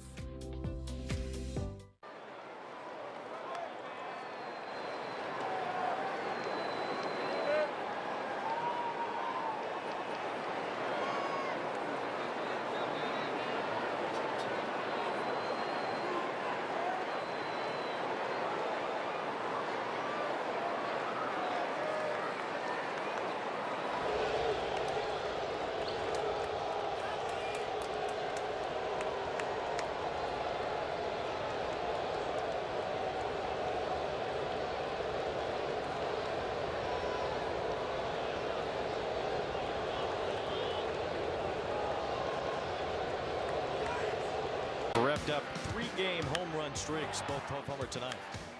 Oh, some really good swings by both of them. The last 3 using the entire ballpark to pick up those home runs. Mentioned both hockey fans, both with hat tricks. 3 straight games.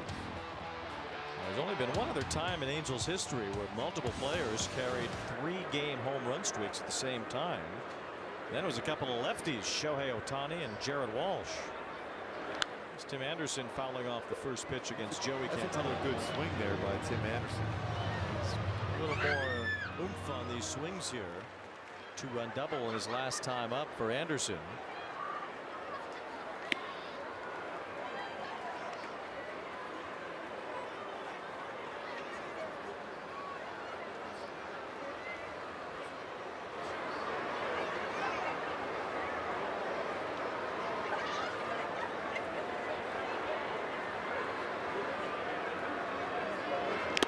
Pitch by Cantillo had Anderson out in front, and he's down on strikes. 1 away here in the 7th inning. Angels Live postgame is presented by OC Navigator afterward, and we'll see a lot of home runs. We listened to fireworks, and we heard a lot of fireworks for those home runs. And those were all punished too. All of them were hit, with the exception of O'Hoppe's, over 400 feet, but his was real close, 396.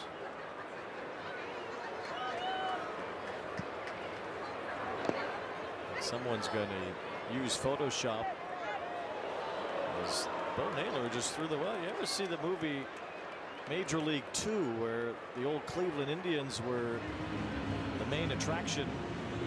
Where Rube Baker, the catcher, couldn't throw the ball back to the pitcher.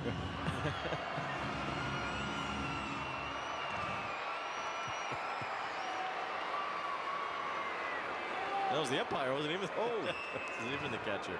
It's Dan Bolito. Liner is caught. Nice play by Arias. Good swing there by Taylor Ward. Flair to last it back. Got that swing back in order. Good play though. Brennan getting his 2nd straight hit. 2 outs here in the bottom of the 7th. So Nifo will turn around and bat right-handed here. Jonathan Rodriguez staying in the game to play left field in place of Kwan. Assuming that was for just because it's 10-3 that they took Kwan out, but he dove for that one ball. Maybe it's probably that day game tomorrow. Ramirez staying in there. I guess Ramirez is out of the game too. Here's a ground ball to short, and Rengifo is out. Quick inning here in the 7th.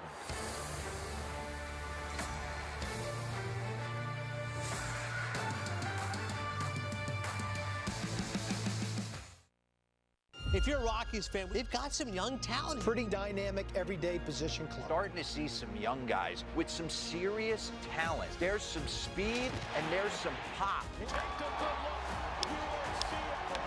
I mean, I always keep a little chip on my shoulder. He made the catch. Crazy range, rocket arm. They just need to have some guys that have breakout years. There's potential there to have that. They're going to be competitive in every game. There's certain players in every lineup that make the lineup go. Speed, power, he is a difference maker. Marte, he's done it one more time. The best second baseman in the game, that's Ketel Marte. There goes Corbin. Just incredible speed. He wants to bury people. He just doesn't want to beat you. He wants to drive you into the ground. Sticks alive. They're tearing the cover off the ball. We play to win. We've played that way all year. I guess this is just another example of that. We know what's in that locker room. We know the heart we have.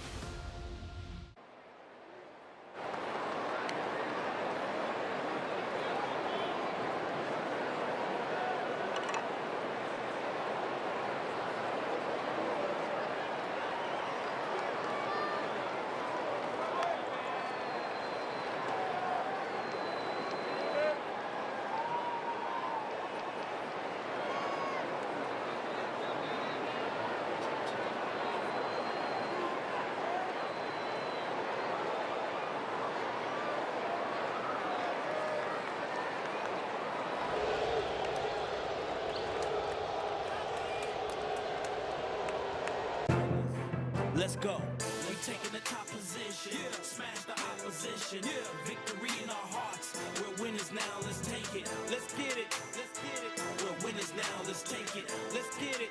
Let's get it. We're winners now. Let's take it. We taking the top position. Smash the opposition. Victory in our hearts. We're winners now. Let's take it. Big night for the Angels as they've had 4 home runs. They've blown up on Cleveland 10-3, and now Ian Anderson will likely be asked to finish this ball game as he comes on here in the 8th inning, looking probably for 6 outs as he'll face Jhonkensy Noel, who checked into the game last half inning, playing right field, batting where Jose Ramirez was. Angels have taken Rengifo out of the game as well. Nicky Lopez now at 3rd base. Ian Anderson just looking at fastball, 4-seamer, and then a changeup. He's got great arm action on his changeup. I feel like somebody's going to be doing some photoshopping of the Duke basketball logo and turning those first couple letters in Duke to choke here tonight. Whoa, Wayne. It was an all-time from Duke tonight. They had a big lead. It was a 7-point lead with about a minute and a half left, and they lost to Houston.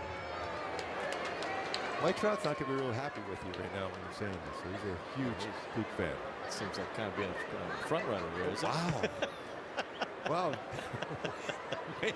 You're going uppercut and counterpunch. Why would he like Duke? He's from, thought he was from Philly, Jersey. It's a big connection there from that pipeline going from Philly down to Duke. Trust me. I understand. 2 balls and 2 strikes on Jhonkensy Noel. I'm just reporting the news. Houston had a 9-0 run at the end to win it. They will play Florida in the national championship game. Florida men's basketball coach seemed to be Alden Gonzalez. I think he's doing double duty. Here's Lopez charging aggressively, scooping and throwing. Good play. You talk about a good play that's getting in the ball game. Always had that real good glove. It's played by Nicky Lopez.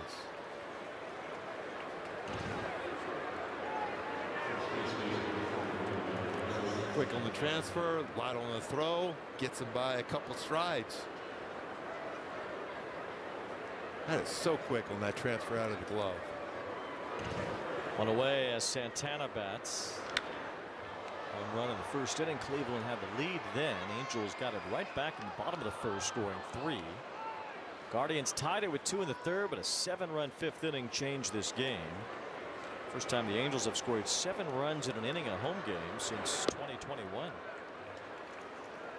They had that 7-run inning against the Astros in Houston last year. Beating up on Framber Valdez, another game where they hit those 4 home runs we talked about. The young players all going deep. Santana has another hit on base for the 3rd time tonight. Well placed baseball. 1 out single. Register your little angel for the 2025 Junior Angels Kids Club, presented by OC Waste and Recycling. Junior Angel. That's awesome. Members receive 4 ticket vouchers, a Zach Neto headband. He wants mom's hat and more for only $20. Visit angels.com/Junior Angels today. There was another one.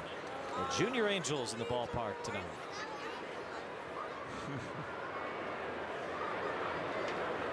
The tale as old as time. You can't beat fun at the old ballpark. So true. And we'll have another one here tomorrow. A day game, 1 o'clock. A chance to win another series. Be 3 straight. No question. I'm sure we'll have a lot of kids in attendance for that one tomorrow afternoon. I think it's a Little League day, so there's gonna be a lot of kids. Yes. Well, Tim Salmon's a big fan of that. Why wouldn't you be? 41,128 here at the Big A tonight. 1 ball, 2 strikes on Manzardo. Tim Salmon donut day tomorrow, I'm told, but I don't know if I can hack it after all the desserts in the booth tonight. It's our little buddy we see every time here at the ballpark. Saying hello to Carol Burnett's grandmother right there, tugging at his ear. 1 ball, 2 strikes on Manzardo. I didn't think you were old enough to know that one. No, I know it all. Yes. Oh, yeah, you did. Should have gone to Duke. 1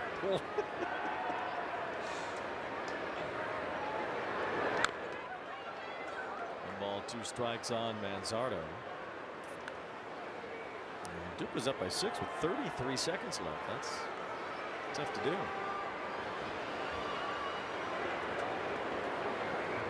Houston plays Florida in the national championship Monday night. Angels will be in Florida. I'm sure we'll see a whole lot of Gator fans around Tampa and St. Pete. They're chomping their way to a potential national championship. Line drive left center. Adell will back off and play it on a bounce. Base hit for Manzardo. It's consecutive singles with 1 out here in the 8th against Ian Anderson, and Nolan Jones will be the batter now.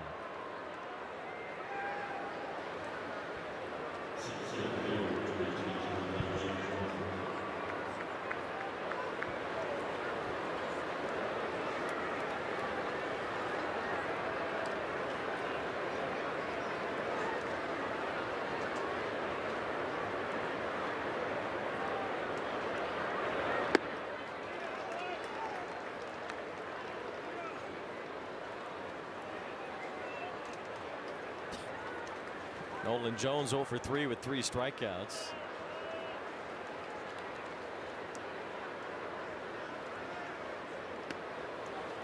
Pitch in the dirt, landed around home plate, but O'Hoppe never saw it. It's a wild pitch to put runners on 2nd and 3rd.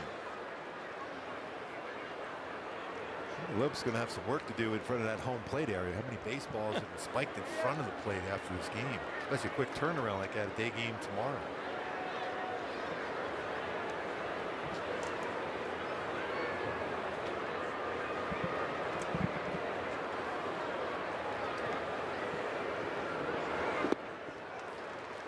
That's a great changeup. That was a good one from Ian Anderson. That's his bread and butter pitch. It always has been since his time with Atlanta.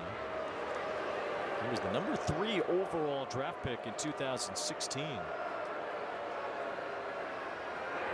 Drafted out of Shenandoah High School in Clifton Park, New York. That's in Saratoga County. One of his high school classmates and teammates is actually an NBA player, Kevin Herter. I think he's at the Bulls now. 2 balls and 2 strikes. Nolan Jones. Anderson knocks it down. He'll have a play at first. With the out in front of him there. 2 away. The run scores from third. Now 10-4. An RBI for Jones. He's able to get that cleanly. Probably keeps him at third base. The ball was hit pretty hard right back up the middle. That was 109. You're just happy to get a glove on him.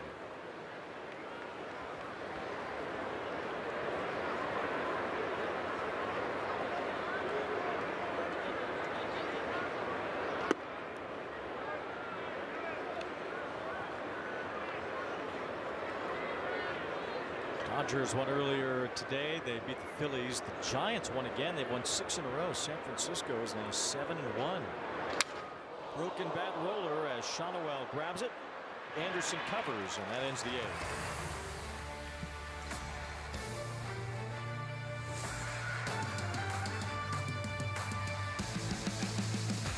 The Braves have staying power. Just an absolute powerhouse. Big-time bombers in the lineup that could really, really hurt you. They're going to be a force again. Your 2024 National League Cy Young Award winner. This is what the greats do. Watch him go to work. Swing and a miss. What a way to finish for Chris Sale. Explosiveness with the velocity, with the nastiness of his pitches. The man is on fire. He is MLB Sonic the Hedgehog. That's what I do every day. Play baseball and have fun. Braves just keep on rolling.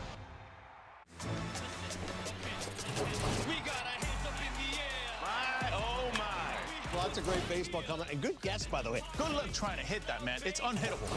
This is the show that never ends.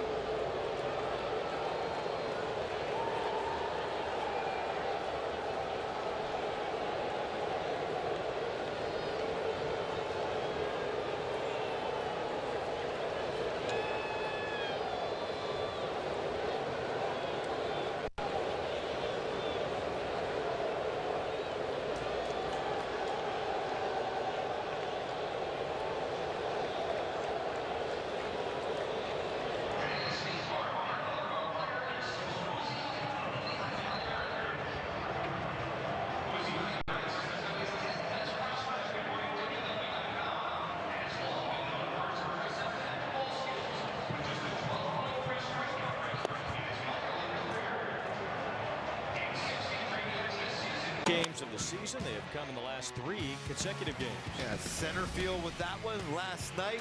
Right center field. That's vintage, Mike Trout. That's a firm fastball. Elevate a firm fastball, hit it out. And then they're dead center. Wow. Rock pile. Our Toyota player of the game, Mike Trout. 5 straight games with an RBI and 4 straight with an extra base hit as well. A home run tonight. He's got a long way to go to get to his own career-long streak of consecutive games with a home run. Remember, he came within 1 of the major league record a few years back when he homered in 7 straight games. Day game tomorrow. Baseball carries really well. He'll take his hacks against Luis Ortiz starting for Cleveland tomorrow. As Trout bounces out here, 1 away at the bottom of the 8th. Suit up this season at MLBshop.com. Check out the largest selection of authentic jerseys, caps, hoodies, t-shirts, and more. Visit MLBshop.com, the official source for your Angels gear.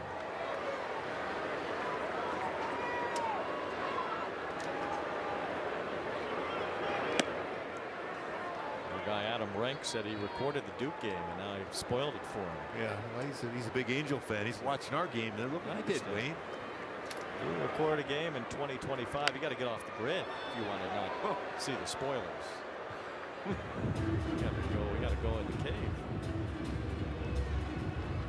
He loves the halos. And who doesn't? Yes.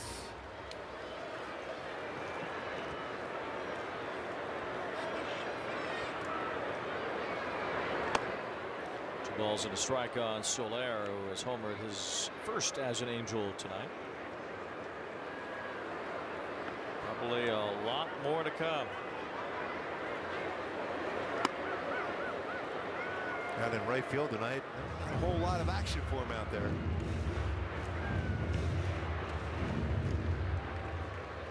This might try the chances to swing the bat as the DH tonight. Other way, and it's a line drive caught by Noel. He hits everything hard.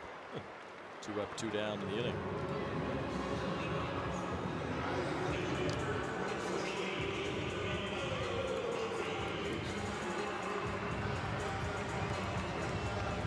Day game tomorrow, more likely Logan O'Hoppe. Get the afternoon off. Travis d'Arnaud catching Tyler Anderson tomorrow. You know Logan O'Hoppe, he wants to play every day though. That's why they brought d'Arnaud in here, to give O'Hoppe some rest and keep his bat fresh. Had that really rough stretch for about 6 weeks after the All-Star break last year, pretty much through the month of August. He heated back up in September, but at that time, the dog days of the season, they really caught up to O'Hoppe from an offensive standpoint. Check swing roller here should end the inning. O'Hoppe hustling, but he's thrown out. Well, head of the 9th, Angels up big.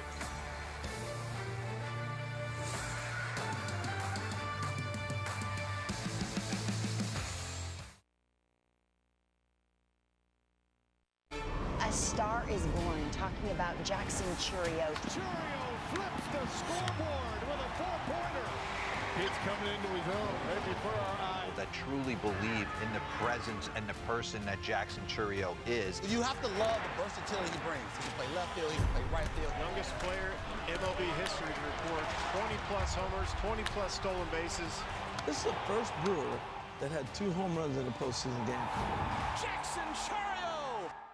This is a guy who has MVP-type potential. Luis Robert is one of the most talented players in the league. Great nickname, La Pantera. La Pantera can do it anywhere on the field. He has the potential to be a 30-30 guy that can knock in 95 to 100 runs.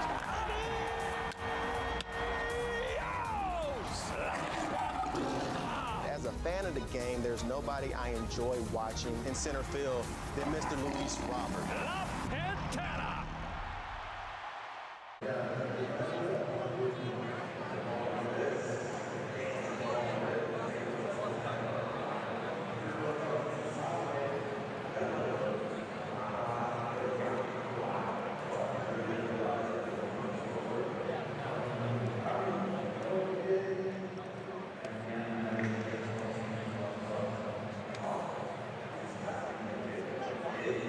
All did something to help the Angels get to their 10 runs on 11 hits. Yeah, pretty impressive top to bottom in this lineup today, including Tim Anderson at the bottom with a single, a double, 2 RBI, scored a run, but it's the power 2, 3, 4, and 5 in the lineup with home runs with Halos tonight. And going back to Hyundai Key for the game today, calmed down. They had some pitches calm down in the lower part of the strike zone, and they were crushed out. And also some good sinkers today from Kochanowicz, who's going to get an opportunity to pick up his first victory at home as a Halo. Soler picks up his first home run as a Halo.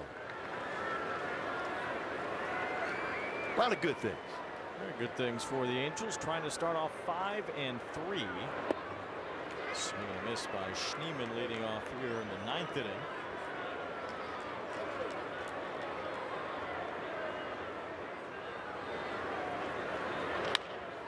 Bouncing ball. Kochanowicz stays with it. The flip for the out. Kochanowicz was always entertaining. He is hilarious.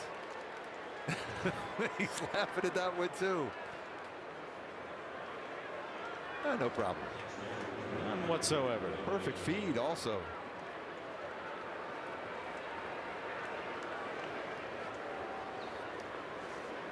That's why you cover first base. In that third area. Wow. You have to replace your divots when you act this way on the course. So, well, laughing. He is, I'll tell you, he is so funny.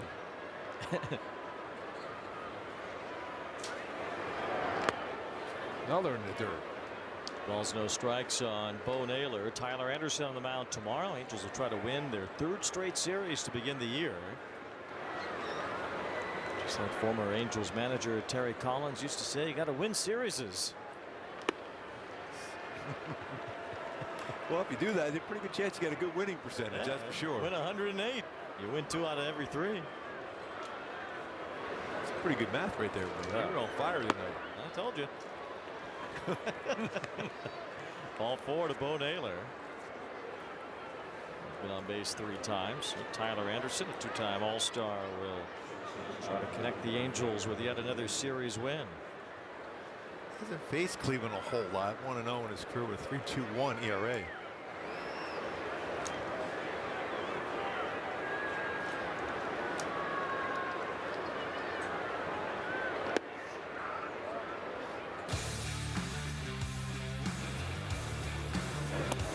Different arm angles. We saw that from his cutter over the top and then dropped down.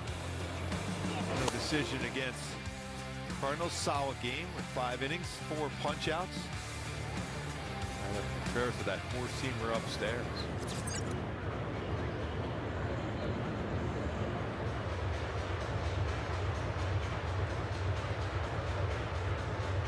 Good conversation with Logan O'Hoppe. Trying to get he and Anderson right back on track. A lot of Andersons we're talking about here. Anderson on the mound. Anderson starting tomorrow. Anderson playing shortstop.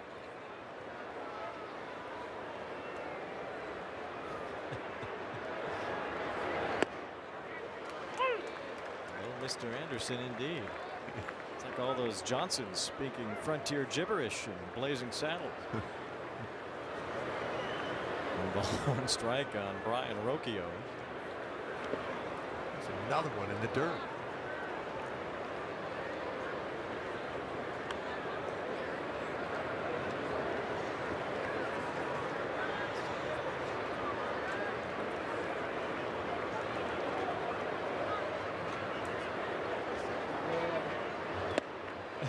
Two balls, 2 strikes. That is great action on the changeup.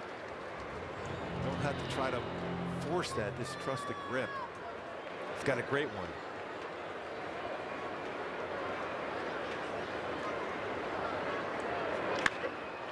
Looping fly ball toward right center as Soler gets in position to make the catch. 2 outs. Came right back with it again. It was a little bit elevated. You see how far out in front he was. It's the first action. Soler's gone out there all night. We just called him out on that just to make sure he got some action. He got it.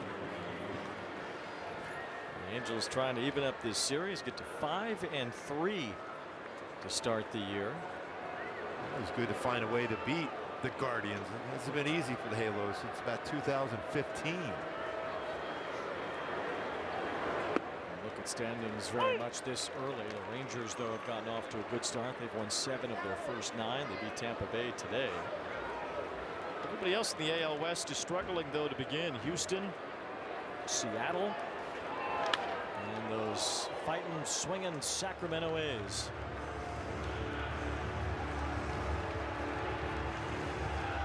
A's are 4-5. They won today. Seattle's 3-6. Houston's 3-5. And the Angels trying to start 5-3. Need one more strike to put it away against Jonathan Rodriguez. Another pitch that bounces beyond home plate. A wild pitch from Ian Anderson. Fans on their feet.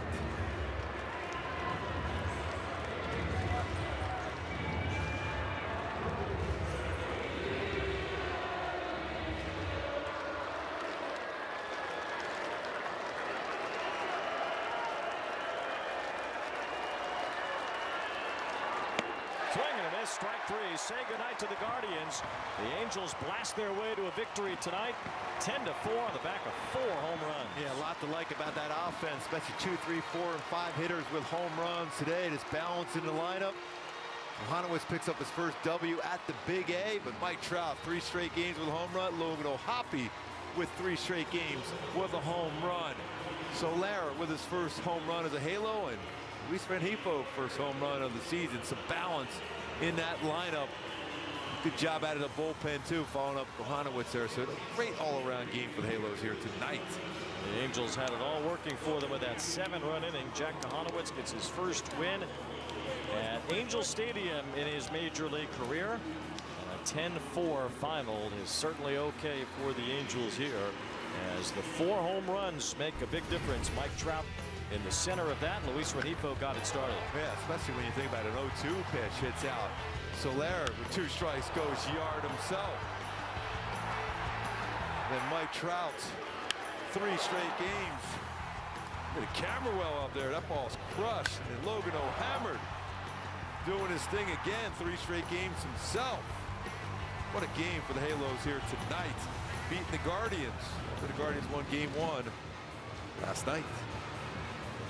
The Angels will try to make it 2 out of 3 against the Guardians tomorrow. For tonight, Mike Trout, one of the 4 home runs, standing by with Erica Weston. Mike, home runs in 3 straight games. No surprise to see, but you look locked in. How do you feel out there? No, it's been fun. You know, it's fun to come to the ballpark. It's good, having good at bats, and it's great. I know you've been putting in a lot of extra work, early work too. Is there anything that you found that you can pinpoint that's led to the results that we've seen the last handful of days? No, I think just keep my head still. You know, when my head starts moving, the ball starts moving. So just trying to keep it still, and good things happen. A lot of good things happen tonight for you and the rest of the team. 4 home runs in this ball game tonight. The energy in the dugout. Describe what it's like right now. Yeah, no, it's fun to come to the ballpark. Like I said, the guys are buying in. The chemistry is unbelievable, and we just feed off each other. Thanks for the time. Nice job. Thank you. All right, guys. Home run number 381 in Mike Trout's career tonight. His 3rd game in a row going deep, and the Angels wallop Cleveland 10-4. We're back to wrap it up.